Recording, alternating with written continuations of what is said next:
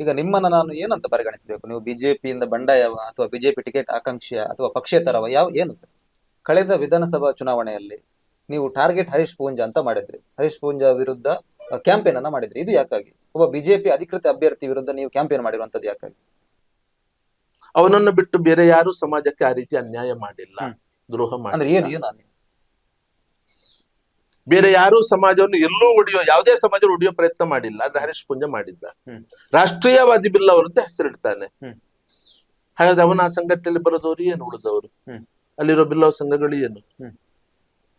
ಇದ್ರಲ್ಲಿ ರಾಷ್ಟ್ರೀಯವಾದಿ ಬಿಲ್ ಅವರ ಅದರ ಪೇಜ್ ಅಲ್ಲಿ ರೋಹಿತ್ ಚಕ್ರತೀರ್ಥನ್ನು ಕರ್ಕೊಂಡು ಬಂದು ಸನ್ಮಾನ ಮಾಡಿದೆವು. ಬಿಲ್ ಅವರು ಎಲ್ಲಿದ್ದಾರೆ, ಏನು ಮಾಡ್ಲಿಕ್ಕಾಯ್ತು ಅಂತ ಹೇಳಿಕೊಂಡು ಅನ್ನುವ ರೀತಿಯಲ್ಲಿ ಬರುವ ಹಾಗೆ ಸವಾಲನ್ನು ಹಾಕ್ತಾರೆ.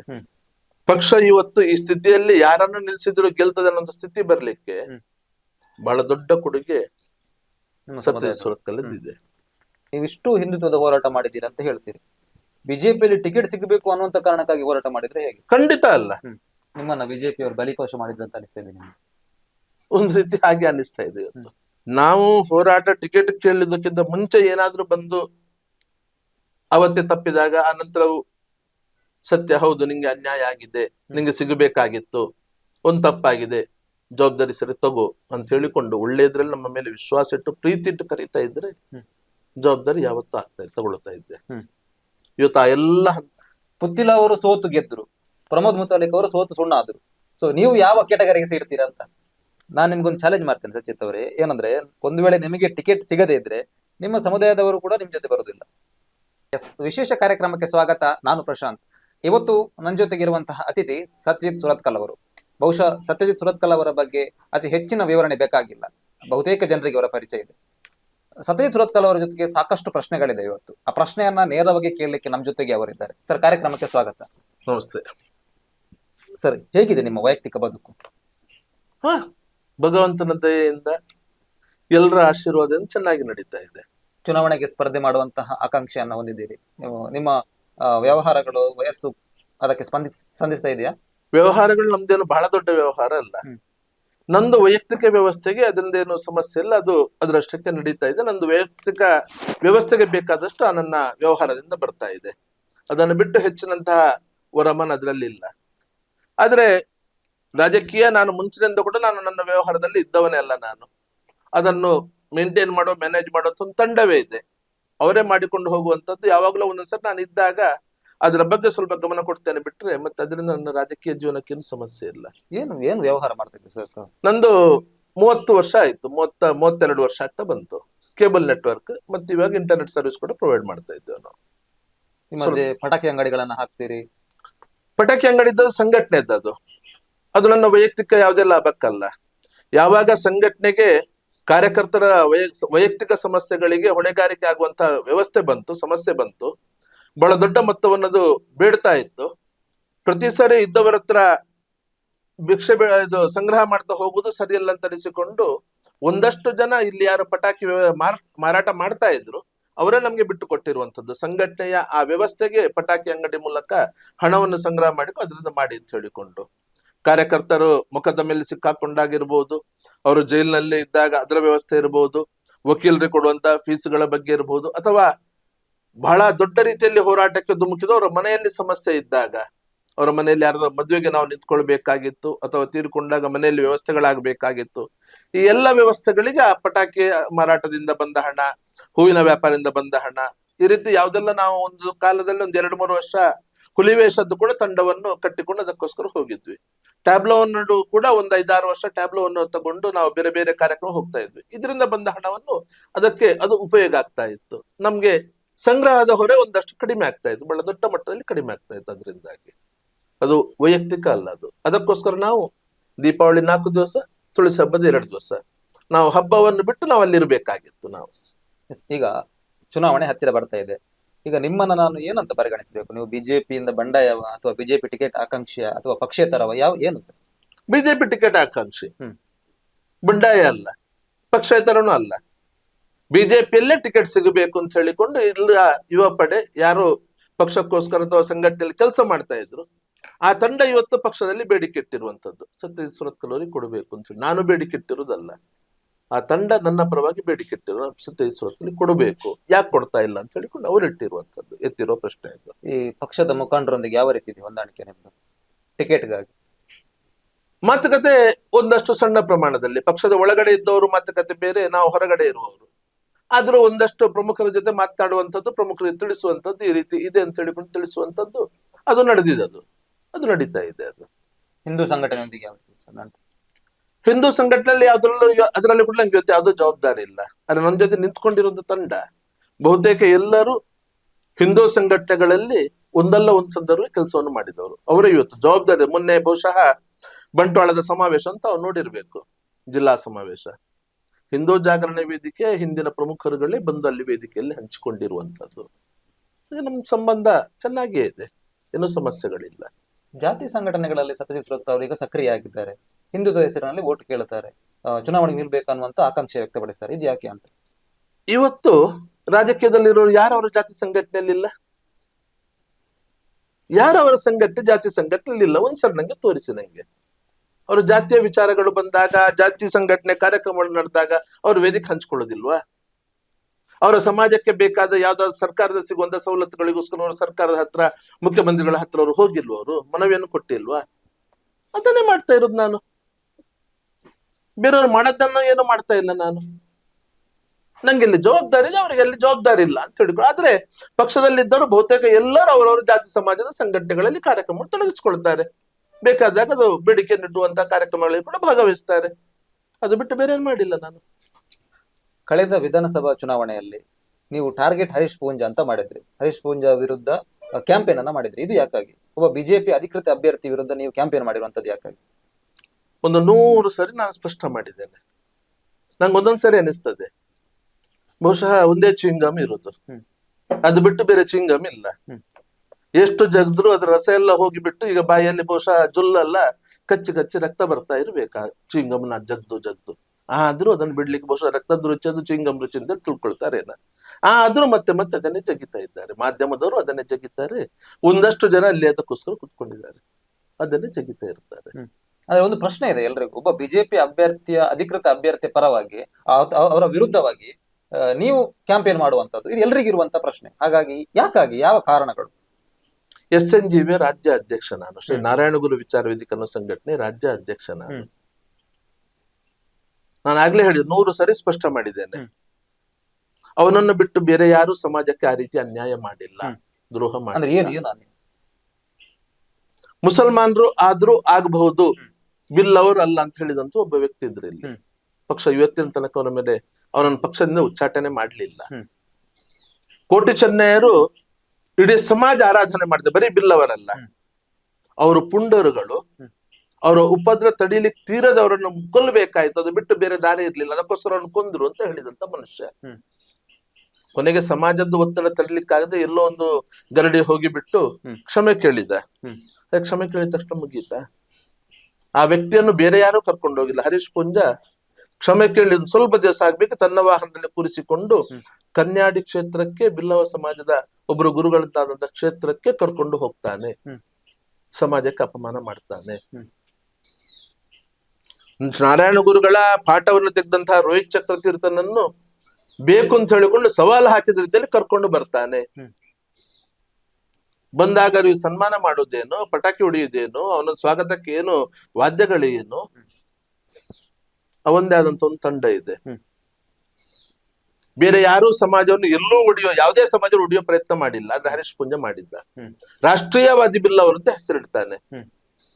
ಹಾಗಾದ್ರೆ ಅವನ ಆ ಸಂಘಟನೆಯಲ್ಲಿ ಬರೋದವ್ರು ಏನು, ಉಳಿದವರು ಅಲ್ಲಿರೋ ಬಿಲ್ಲವ ಸಂಘಗಳು ಏನು? ಇದ್ರಲ್ಲಿ ರಾಷ್ಟ್ರೀಯವಾದಿ ಬಿಲ್ ಅವರ ಅದರ ಪೇಜ್ ಅಲ್ಲಿ ರೋಹಿತ್ ಚಕ್ರತೀರ್ಥನ್ನು ಕರ್ಕೊಂಡು ಬಂದು ಸನ್ಮಾನ ಮಾಡಿದೆವು, ಬಿಲ್ ಅವರು ಎಲ್ಲಿದ್ದಾರೆ, ಏನು ಮಾಡ್ಲಿಕ್ಕಾಯ್ತು ಅಂತ ಹೇಳಿಕೊಂಡು ಅನ್ನುವ ರೀತಿಯಲ್ಲಿ ಬರುವ ಹಾಗೆ ಸವಾಲನ್ನು ಹಾಕ್ತಾರೆ. ಯಾರಾದ್ರೂ ಅವನ ಬಗ್ಗೆ ಕ್ರಮ ತಗೊಂಡ್ರ? ಯಾರಾದ್ರೂ ಏನಾದ್ರೂ ಹೇಳಿದ್ರ? 80,000 ಬಿಲ್ಲವರ ಓಟ್ ಇದೆ ಅಲ್ಲಿ. ಅದೇ ಬಿಲ್ಲವ ಸಮಾಜದ ಹಿರಿಯ ಮುಖಂಡರು ವಸಂತ ಬಂಗೇರನ್ನು ಸೋಲಿಸಿಬಿಟ್ಟು ಇವನನ್ನು ಓಟ್ ಹಾಕಿ ಗೆಲ್ಸಿದ್ರು ಇವನನ್ನು. ಅದನ್ನ ಗೌರವ ಉಳಿಸ್ಕೊಳ್ಬೇಕಲ್ಲ. ಅದನ್ನು ಬಿಟ್ಟು ಈ ರೀತಿ ಸಮಾಜಕ್ಕೆ ಸವಾಲು ಹಾಕ್ತಾನೆ. ಸಮಾಜದವರ ಕೈಯಲ್ಲಿದ್ದ ಒಂದು ಅಲ್ಲಿ ಕಂಬಳ ಇತ್ತು, ಅದನ್ನು ತನ್ನ ಕೈಗೆ ತಗೊಳ್ಳಿಕ್ಕೆ ಹೋಗ್ತಾನೆ. ಅದು ಇವನು ಬೇಕಾದವರ ಕೈಯಲ್ಲಿ ಇಲ್ಲ ಅಂತ ಹೇಳಿಕೊಂಡು ಇಷ್ಟೆಲ್ಲ ಮಾಡಿದ ವ್ಯಕ್ತಿಯನ್ನು ಅವನಿಗೆ ಚುನಾವಣೆ ನಿಲ್ಲಿಕ್ಕೆ ಅವಕಾಶ ಕೊಟ್ಟಾಗ ಸಮಾಜ ಆಗಿ ಸಮಾಜಕ್ಕೆ ಈ ರೀತಿ ಇನ್ನೂ ಬೇಕಾದಷ್ಟಿದೆ ಅಲ್ಲಿ.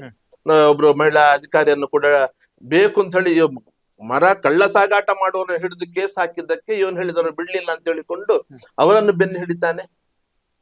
ಹೋದಾಗ ಸಾಧ್ಯದ ನೀವು ತಗೊಂಡು ಬಂದು ನಾನು ಇದು ಮಾಡ್ತೇನೆ, ಟ್ರಾನ್ಸ್ಫರ್ ಮಾಡಿಸ್ತೇನೆ, ಸಾಧ್ಯ ನಿಮ್ಗೆ ತಾಕತ್ತಿದ್ದಕ್ಕೆ ವಾಪಸ್ ಕಳಿಸ್ಕೊಡಿ ಅಂತ ಹೇಳಿಕೊಂಡು ಮತ್ತೆ ಸವಾಲು ಹಾಕ್ತಾನೆ. ಈ ರೀತಿಯ ಘಟನೆಗಳು ಇದ್ದದಕ್ಕೋಸ್ಕರ ಇಂತಹ ಸಂದರ್ಭದಲ್ಲಿ ಸಮಾಜಕ್ಕೆ ಇಷ್ಟ ಅಪಮಾನ ಮಾಡಿದ ರೀತಿಯಲ್ಲಿ ಯಾವ ರೀತಿ ನಾವು ಇರಬೇಕು, ವ್ಯವಹಾರ ಮಾಡಬೇಕು ಅಂತ ಹೇಳಿಕೊಂಡು ಕೇಳಲಿಕ್ಕೆ ಮಾತ್ರ ಹೋದದ್ದು. ಕಾಂಗ್ರೆಸ್ಸಿಗೆ ಓಟು ಕೊಡಿ, ರಕ್ಷಾ ಶಿವರಾಮಿಗೆ ಓಟು ಕೊಡಿ, ಹರೀಶ್ ಪೂಂಜನನ್ನು ಸೋಲಿಸಿ, ಇದು ಹೇಳಲಿಕ್ಕೆಲ್ಲ ಹೋದದ್ದು ನಾನು. ಯಾರ ಪರವಾಗಿಯೂ ಅಲ್ಲ, ಯಾರ ವಿರುದ್ಧವಾಗಿಯೂ ಅಲ್ಲ. ಆದ್ರೆ ಒಬ್ಬ ಇಲ್ಲಿ ಸಮಾಜಕ್ಕೆ ಅಪಮಾನ ಮಾಡಿದಂತ ವ್ಯಕ್ತಿ ಇಲ್ಲಿ ಒಂದು ಪಕ್ಷದಿಂದ ಚುನಾವಣೆ ನಿಂತಿದ್ದಾನೆ. ಸಮಾಜವರನ್ನು ಕೇಳಿಕೊಂಡ್ರು, ನೀವು ಬರಬೇಕು ಅಂತ ಹೇಳಿಕೊಂಡು ಸಮಾಜದ ಒಂದು ಸಂಘಟನೆ ರಾಜ್ಯದ ಅಧ್ಯಕ್ಷನಾಗಿದ್ದುಕೊಂಡು ಆ ಜವಾಬ್ದಾರಿ ನಿಭಾಯಿಸಿದ್ರೆ ನಾನು ಸಮಾಜಕ್ಕೆ ಅಪಮಾನ ಆದಾಗ. ರೋಹಿತ್ ಚಕ್ರವರ್ತಿಯನ್ನು ಕೂಡ ಬೇರೆ ಯಾರು ಸನ್ಮಾನ ಮಾಡೋ ಕೆಲ್ಸಕ್ಕೆ ಹೋಗ್ಲಿಲ್ಲ. ಬಂದಿದ್ರು, ಯೋಚನೆ ಮಾಡಿದ್ರೆ ಸಮಾಜ ವಿರುದ್ಧ ಇದೆ ಅಂತ ಹೇಳಿದಾಗ ಬಿಟ್ಟಿದ್ರು ಅವರನ್ನು. ಅರಸುಗಳ ಮಾತನ್ನು ಕೇಳಲಿಲ್ಲ, ಸಮಾಜಕ್ಕೂ ಗೌರವ ಕೊಡ್ಲಿಲ್ಲ. ಇದೆಲ್ಲ ಆದ ಕಾರಣಕ್ಕೋಸ್ಕರ ಹೋದದ್ದು ನಾನು. ಬೇರೆ ಯಾವುದೇ ನಾನು ಬಿಲ್ಲವ ಸಮಾಜ ವ್ಯಕ್ತಿಗಳು ಕಾಂಗ್ರೆಸ್ ಪಕ್ಷದಿಂದ ಬೇರೆ ಕಡೆ ಕೂಡ ನಿಂತಿದ್ರು, ಅಲ್ಲಿಗೂ ಹೋಗಿಲ್ಲ ನಾನು. ಬಿಜೆಪಿಯಲ್ಲೂ ನಿಂತಿದ್ರು, ಉಳ್ಳಾಲದವರು ಕೇಳಿದ್ರು ಸತೀಶ್ ಕುಮಾರ್ ಸತ್ಯಜಿತ್ ಬರ್ಲಿ ಅಂತ ಹೇಳಿಕೊಂಡು, ಬೇಡ ಸಮಸ್ಯೆ ಆಗ್ತದೆ ಪಕ್ಷದಲ್ಲಿ, ಅದಕ್ಕೆ ಒಪ್ಪಿಗಿಲ್ಲ ಅಂತ ಹೇಳಿದ್ರು. ಹಾಗಾಗಿ ಬಿಜೆಪಿ ಯಾರ ಬಿಲ್ಲೋ ಕ್ಯಾಂಡಿಡೇಟ್ ಅಭ್ಯರ್ಥಿ ಪರವಾಗಿ ನಾನು ಹೋಗ್ಲಿಲ್ಲ. ಕಾಂಗ್ರೆಸ್ ಇದ್ದು ಬೇರೆ ಬಿಲ್ಲೋ ಅಭ್ಯರ್ಥಿಗಳ ಪರವಾಗಿ ಹೋಗ್ಲಿಲ್ಲ ನಾನು. ಟಾರ್ಗೆಟ್ ಹರೀಶ್ ಪೂಂಜಾ ಮಾತ್ರ. ಹರೀಶ್ ಪೂಂಜಾ ಈ ಒಂದೇ ಕಾರಣಕ್ಕೋಸ್ಕರ ಸಮಾಜಕ್ಕೆ ಅಪಮಾನ ಮಾಡಿದ್ರೆ, ನಾನು ಸಮಾಜದ ಪ್ರಮುಖ ಮನೆಗಳಿಗೆ ಹೋಗಿರುವಂತದ್ದು, ಸಮಾಜ ವಿಚಾರ ಮಾತ್ರ ಮಾತನಾಡಿರುವಂತದ್ದು, ಸಮಾಜಕ್ಕೆ ಈ ರೀತಿ ಅಪಮಾನ ಮಾಡಿದವನನ್ನು ಸಮಾಜ ಸಹಿಸಿಕೊಳ್ಳುವುದು ಇಷ್ಟರ ಮಟ್ಟಿಗೆ ಸರಿ. ಏನ್ ಮಾಡ್ಬೇಕಾಗಿದೆ ನಾವು, ಸಮಾಜ ಇದಕ್ಕೆ ಉತ್ತರ ಕೊಡಬೇಕು ಬೇಡುವ ಅನ್ನೋ ಮಾತನ್ನು ಸಮಾಜ ಪ್ರಮುಖರು ಮುಂದೆ ಇಟ್ಟುಕೊಂಡು ಬಂದಿರೋದು. ನೀವೇ ಹೇಳಿದ ಹಾಗೆ ಒಬ್ಬ ಬಿಜೆಪಿ ಮುಖಂಡ ಬಿಲ್ಲವರಾದ್ರೂ ಪರವಾಗಿ ಮುಸ್ಲಿಮರಾದ್ರೂ ಪರವಾಗಿಲ್ಲ, ಬಿಲ್ಲವರಾಗಬಾರ್ದು ಅಂತ ಹೇಳ್ತಾರೆ. ಪಠ್ಯ ಪುಸ್ತಕದಲ್ಲಿ ನಾರಾಯಣಗೌಡ ವಿಚಾರನ ತೆಗಿತಾರೆ. ಇಷ್ಟಿದ್ರು ಕೂಡ ನೀವ್ ಯಾಕೆ ಮತ್ತೆ ಬಿಜೆಪಿಯಲ್ಲಿ ಟಿಕೆಟ್ ಕೇಳ್ತಾ ಇದ್ದೀರಾ? ಸರಿಯಾಗ್ಬೇಕಲ್ಲ ವ್ಯವಸ್ಥೆ, ಆ ವ್ಯವಸ್ಥೆ ಸರಿಯಾಗಬೇಕಲ್ಲ, ಅದಕ್ಕೋಸ್ಕರವೇ ಕೇಳ್ತಾ ಇರೋದು. ಸತ್ಯ ಸುರತ್ಕಲ್ ಒಬ್ರು ಗೆದ್ದ ನಂತರ ಹೋಗಿ ಸರಿ ಮಾಡುವಂತಹ ಶಕ್ತಿ ಇದೆಯಾ? ಖಂಡಿತ ಒಂದಷ್ಟು ಶಕ್ತಿ ಇದೆ ನನಗೆ, ಒಂದಷ್ಟು ಶಕ್ತಿ ನಂಗಿದೆ. ಅದು ಅವಕಾಶ ಸಿಕ್ಕಿದ್ರೆ ಮತ್ತೆ ಏನು ಅಂತೇಳಿ ತೋರಿಸ್ತಾನೆ. ಸತ್ಯಜಿತ್ತನ ಶಕ್ತಿಯನ್ನು ಬೇಕಾದಷ್ಟು ಸರಿ ಇಲ್ಲಿ ತೋರಿಸಿದ್ದಾನೆ, ಪ್ರದರ್ಶನ ಮಾಡಿದ್ದಾನೆ. ಅದರ ಜೊತೆಯಲ್ಲಿ ಅದು ಕೇಳ್ತಾ ಇರೋದು, ಇಲ್ಲಿ ಹಿಂದುಳಿದ ವರ್ಗಕ್ಕೆ ಅವಕಾಶ ಆಗ್ತಾ ಇಲ್ಲ. ಬಿಲ್ಲವ ಸಮಾಜ ದೊಡ್ಡ ಸಮಾಜ ಆಗಿದ್ದುಕೊಂಡು ಕೂಡ ಕಳೆದ 30 ವರ್ಷದಲ್ಲಿ ಒಂದೇ ಒಂದು ಸರಿ ಬಿಜೆಪಿಯಿಂದ ಅವಕಾಶ ಆಗಿಲ್ಲ, ಹಿಂದುಳಿದ ವರ್ಗಕ್ಕೂ ಆಗಿಲ್ಲ. ಆ ವಿಚಾರ ಕೂಡ ಇವತ್ತು ಕೇಳ್ತಾ ಇರುವಂತದ್ದು. ಪಕ್ಷವನ್ನು ಕಟ್ಟಿ ಬೆಳೆಸಿದಂತಹ, ಹೋರಾಟ ಆದಂತಹ, ಬಲಿದಾನ ಆದಂತಹ ಮಾಡಿದಂತಹ ಸಮಾಜ ಇವತ್ತು ದೊಡ್ಡ ಪ್ರಮಾಣದಲ್ಲಿ ಪಕ್ಷ ಜೊತೆ ನಿಂತ್ಕೊಂಡಿರೋ ಸಮಾಜ. ಈ ಸಮಾಜ ಕೂಡ ನೀವು ಅವಕಾಶ ಕೊಡಬೇಕು. ಬರೀ ಬಿಲ್ಲವರಲ್ಲ, ಇಡೀ ಹಿಂದುಳಿದ ವರ್ಗ ಕೂಡ ಕೇಳ್ತಾ ಇದೆ, ಎಲ್ಲಿ ಅವಕಾಶ ಕೊಟ್ರಿ. ಈ ಭಾಗದ 4 ಲೋಕಸಭಾ ಕ್ಷೇತ್ರ, ದಕ್ಷಿಣ ಕನ್ನಡ, ಉಡುಪಿ ಚಿಕ್ಕಮಗಳೂರು, ಶಿವಮೊಗ್ಗ, ಕಾರವಾರ, 4 ಕ್ಷೇತ್ರದೊಂದ್ಸರಿ ಅಂಕಿಅಂಶ ತೆಗೀರಿ ನೀವು. ಯಾವ ಸಮಾಜ ದೊಡ್ಡದಿದೆ? ಜನಸಂಖ್ಯೆ ಆಧಾರದಲ್ಲಿ. ಅದು ಪಕ್ಷ ಜೊತೆ ನಿಂತ್ಕೊಂಡಿಲ್ವಾ? ಒಟ್ಟು ಸಂಘ ಪರಿವಾರ ಜೊತೆ ನಿಂತ್ಕೊಂಡಿಲ್ವಾ? ಎಲ್ಲ ಹೋರಾಟದಲ್ಲಿ ತನ್ನಂತ ತೊಡಗಿಸ್ಕೊಂಡಿಲ್ವಾ? ಸಮಾಜಕ್ಕೋಸ್ಕರ ಮೊಕದ್ದಮೆ ಹಾಕೊಂಡಿಲ್ವಾ? ಜೈಲಿಗೆ ಹೋಗಿಲ್ವಾ? ಬಲಿದಾನ ಆಗಿಲ್ವ ಈ ಸಮಾಜಗಳದ್ದು? ಅಂದ್ರೆ ಒಂದೇ ಒಂದು ಸರಿ 4 ಕ್ಷೇತ್ರದಲ್ಲಿ ಯಾವ ದಿನದಿಂದ ಪಕ್ಷದಲ್ಲಿ ಇಲ್ಲಿ ಗೆಲುವೆ, ಇಲ್ಲಿ ಸೋಲು ಇಲ್ಲ ಅನ್ನೋ ಸ್ಥಿತಿ ಬಂತು. ಆ ನಂತರ ಸರಿ ಒಬ್ಬರಿಗಾದ್ರೂ ಅವಕಾಶ ಆಗಿದ? ಅಲ್ಲ, ನಾನು ಕೇಳುವಂತದ್ದು, ಜನಾರ್ದನ ಪೂಜಾರಿ ಅವರನ್ನೇ ಗೆಲ್ಲಿಸದಿರುವಂತವರು ಸತ್ಯ ಸುರತ್ಕಲ್ ಅವರ ಕೈ ಹಿಡಿತಾರ? ಯಾವ ರೀಸನ್, ಯಾವ ಕಾರಣಕ್ಕೋಸ್ಕರ ಗೆಲ್ಸದೇ ಇದ್ದದ್ದು? ರಾಜಕೀಯ ಪಕ್ಷಗಳು ಬೇರೆ ಇದ್ರು ಕೂಡ, ಈಗ ನೀವೊಬ್ರು ಸಮುದಾಯದ ನಾಯಕರಾಗಿ ಸಮುದಾಯಕ್ಕಾಗಿ ಸಾಕಷ್ಟು ಕೆಲಸ ಮಾಡ್ತೇವೆ, ನಿಮಗೆ ಅನಿಸುತ್ತಾ? ಅದಕ್ಕಿಂತ ಹಿಂದೆ ನಂದು 37 ವರ್ಷ ಇತಿಹಾಸ ಯಾವ್ದು ಇರೋದು? ಸಮುದಾಯದಿರೋದು, ಹಿಂದುತ್ವದ್ದು. ಇಲ್ಲಿ ಯಾವ ಹೆಸರಿನಲ್ಲಿ ಜನಾರ್ದನ ಪೂಜಾರಿ ಸೋತಿರೋದು? ಹಿಂದುತ್ವದ ಕಾರಣಕ್ಕಾಗಿ ಜನಾರ್ದನ ಪೂಜಾರಿ ಸೋತರು, ಹೌದ್ ತಾನೆ? ಹಾಗಾದ್ರೆ ಅದರಲ್ಲಿ ಸತ್ಯಜಿತ್ ಜನಾರ್ದನ ಪೂಜಾರಿ ನೀವು ಹೇಗೆ ಕಂಪೇರ್ ಮಾಡ್ತೀರಿ? ನೀವು ಆದ್ರೆ ಇವತ್ತು ಸತ್ಯಜಿತ್ ಅವರ ಜೊತೆ ಒಂದಷ್ಟು ಯುವಕರ ಪಡೆ ಇದೆ. ಇವತ್ತು ಒಂದು ಸ್ವಲ್ಪ ಸತ್ಯ ವಿಚಾರಗಳನ್ನು ತಿಳಿದಿರುವಂತಹ ಒಂದಷ್ಟು ಯುವಕರ ಪಡೆ ಇದೆ. ಈ ಪಡೆಯನ್ನ ಕಟ್ಕೊಂಡಾದ್ರೂ ನಿಮ್ಗೆ ಗೆಲ್ಲಬಹುದು ಅನ್ನುವಂತಹ ಬರೀ ಈ ಪಡೆ ಮಾತ್ರ ಅಲ್ಲಲ್ಲ, ಪಕ್ಷದಲ್ಲಿ ಸಿಕ್ಕಿದ ಮೇಲೆ ಪಕ್ಷದ ತಂಡ ಕೂಡ ಇದೆ ಅಲ್ಲ ಹ್ಮ್. ಅಧಿಕೃತವಾಗಿ. ಹ್ಮ್. ಅದ್ರ ಜೊತೆಯಲ್ಲಿ ಈ ಪಡೆ ಕೂಡ ಇದೆ ಅಲ್ಲ ಇವತ್ತು. ಇದರ ಗೋಜೆ ಬೇಡ ಅಂತ ಹೇಳಿಕೊಂಡು ಸುಮ್ನೆ ಕೂತಿರುವಂತದ್ದು ಬೇಸರ ಆಗಿ, ಹಿಂದುತ್ವ ಹೋರಾಟಗಾರರಿಗೆ ಇಲ್ಲಿ ಗೌರವ ಇಲ್ಲ, ಹಿಂದುಳಿದ ವರ್ಗದವರಿಗೆ ಗೌರವ ಇಲ್ಲ ಅಂತ ಹೇಳಿಕೊಂಡು ಬೇಸರದಿಂದ ಕೂತ್ಕೊಂಡಿರುವಂತ ವರ್ಗ ಕೂಡ ಇದೆ ಅಲ್ಲ. ದೊಡ್ಡ ತಂಡ ಇದೆ ಅಲ್ಲ, ಪಕ್ಷದ ತಂಡ ಇದೆ, ಈ ತಂಡ ಕೂಡ ಇದೆ. ಆ ತಂಡ ಇವತ್ತು ಕೇಳ್ತಾ ಇರುವಂತದ್ದು ಹಿಂದುತ್ವ ಹೋರಾಟಗಾರರ ತಂಡ, ಹಿಂದುಳಿದ ವರ್ಗ ತಂಡ ಯಾರು ಇವತ್ತು ಸುಮ್ನೆ ಕೂತಿದ್ದಾರೆ, ಇವತ್ತು ಪಕ್ಷದ ಒಟ್ಟು ವ್ಯವಸ್ಥೆಯಿಂದ ಈ ರಾಜಕೀಯದಿಂದ ಬೇಸರಗೊಂಡು ದೂರ ಕೂತಿದ್ದಾರೆ, ಆ ತಂಡ ಇವತ್ತು ನಂಗೆ ಕೇಳ್ತಾ ಇರೋದು ಸತ್ಯ ಸುರತ್ಕಲ್ಲಿ ಸೀಟ್ ಕೊಡಬೇಕು, ಹಿಂದುಳಿದ ವರ್ಗದ ಹಿಂದುತ್ವದ ನಾಯಕ ಅಂತ ಹೇಳಿಕೊಂಡು.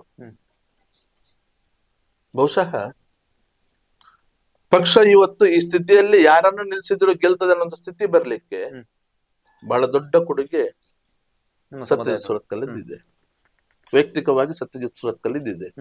ಜೊತೆಯಲ್ಲಿ ನಂದು ಜಾಗರಣ ವೇದಿಕೆ ಅವತ್ತಿನ ತಂಡ ಇತ್ತು. ಈ ತಂಡ ಇವತ್ತು ಯಾರು ನನ್ಗೋಸ್ಕರ ನಿಂತಿದ್ದಾರೆ, ಈ ತಂಡ ಅದಿದೆ ದೊಡ್ಡ ಕೊಡುಗೆ. ಅದರಿಂದಾಗಿ ಇವತ್ತು ಬಂದಿರೋದಲ್ಲದೆ ವಾಟ್ಸಪ್ ಅಲ್ಲಿ ಚಾಟ್ ಮಾಡಿ, ಕಮೆಂಟ್ ಹಾಕಿ, ಮೆಸೇಜ್ ಹಾಕಿ, ಅದರಿಂದ ಬಂದಿರೋದಲ್ಲ ಅಲ್ಲ. ಅದರಿಂದ ಇವತ್ತು ಪಕ್ಷ ಸ್ಥಿತಿ ಬಂದು ತಲುಪಿರುವುದು ಅಲ್ಲ. ಇದು ಕೆಲವರು ಮೊನ್ನೆ ಹೇಳ್ತಾ ಇದ್ರು, ಇವತ್ತು ಎಲ್ಲವೂ ಇವತ್ತು ಹೊಸ ಯುಗ, ಇವತ್ತು ಕಂಪ್ಯೂಟರ್ ಯುಗ, ಇಲ್ಲಿ ಎಲ್ಲ ಇವತ್ತು ವಾಟ್ಸಪ್ ಅಲ್ಲೇ ಎಲ್ಲರ ಮನೆಗೆ ತಲುಪಿಸಿ ಬಿಡ್ತೇವೆ ಹೋರಾಟ. ಅದರಲ್ಲೇ ಹೋರಾಟ ನಡೀಬಹುದು. ರಸ್ತೆಯಲ್ಲಿ ಹೋರಾಟ ಆದ್ರೆ ಯಾರಿದ್ದಾರೆ? ರಸ್ತೆಯಲ್ಲಿ ಹೋರಾಟಕ್ಕೆ ಯಾರಿದ್ದಾರೆ, ಎಲ್ಲಿದ್ದಾರೆ? ಇವತ್ತು 10 ವರ್ಷದ ಹಿಂದೆ ಪರಿಸ್ಥಿತಿ ಏನಿತ್ತು, ಈ 10 ವರ್ಷದಲ್ಲಿ ಏನಾಗಿದೆ ಇವತ್ತು ಕಾಣ್ತಾ ಇದ್ದೀವಲ್ಲ. ಈ ಸ್ಥಿತಿ ಮುಂದುವರೆದ್ರೆ ಹೋರಾಟ ಎಲ್ಲಿ ಇದರಲ್ಲೇ ಮಾಡಿಕೊಂಡ್ರೆ ಅಲ್ಲಿ ಬೇರೆ ಹೋರಾಟ ನಡೀತಾ ಇರ್ತದೆ. ಸತ್ಯಜಿತ್ ಆ ಹೋರಾಟದಲ್ಲಿದ್ದಾವ, ಸೋಷಿಯಲ್ ಮೀಡಿಯಾದ ಹೋರಾಟದಲ್ಲಿ ಅಲ್ಲ. ತಂಡ ಇವತ್ತು ನಿರ್ಧಾರ ಮಾಡಿತ್ತು, ನಾವಿದ್ದ ಬದುಕಿದಂತಹ ಕಾಲಘಟ್ಟ ಏನಿತ್ತು, ಮೊಬೈಲ್ ಬಂದಿತ್ತು, ಇಲ್ಲ ಅಂತ ಹೇಳುದಿಲ್ಲ. ಆದ್ರೆ ಯಾವುದೇ ಮೊಬೈಲ್ ಇಲ್ಲದೆ, ಯಾವುದೇ ಬರೀ ಲ್ಯಾಂಡ್ಲೈನ್ ಫೋನ್ ಇದ್ದ ಸಮಯದಲ್ಲಿ ನಾವು ಹೋರಾಟ ಮಾಡಿರುವಂತದ್ದು.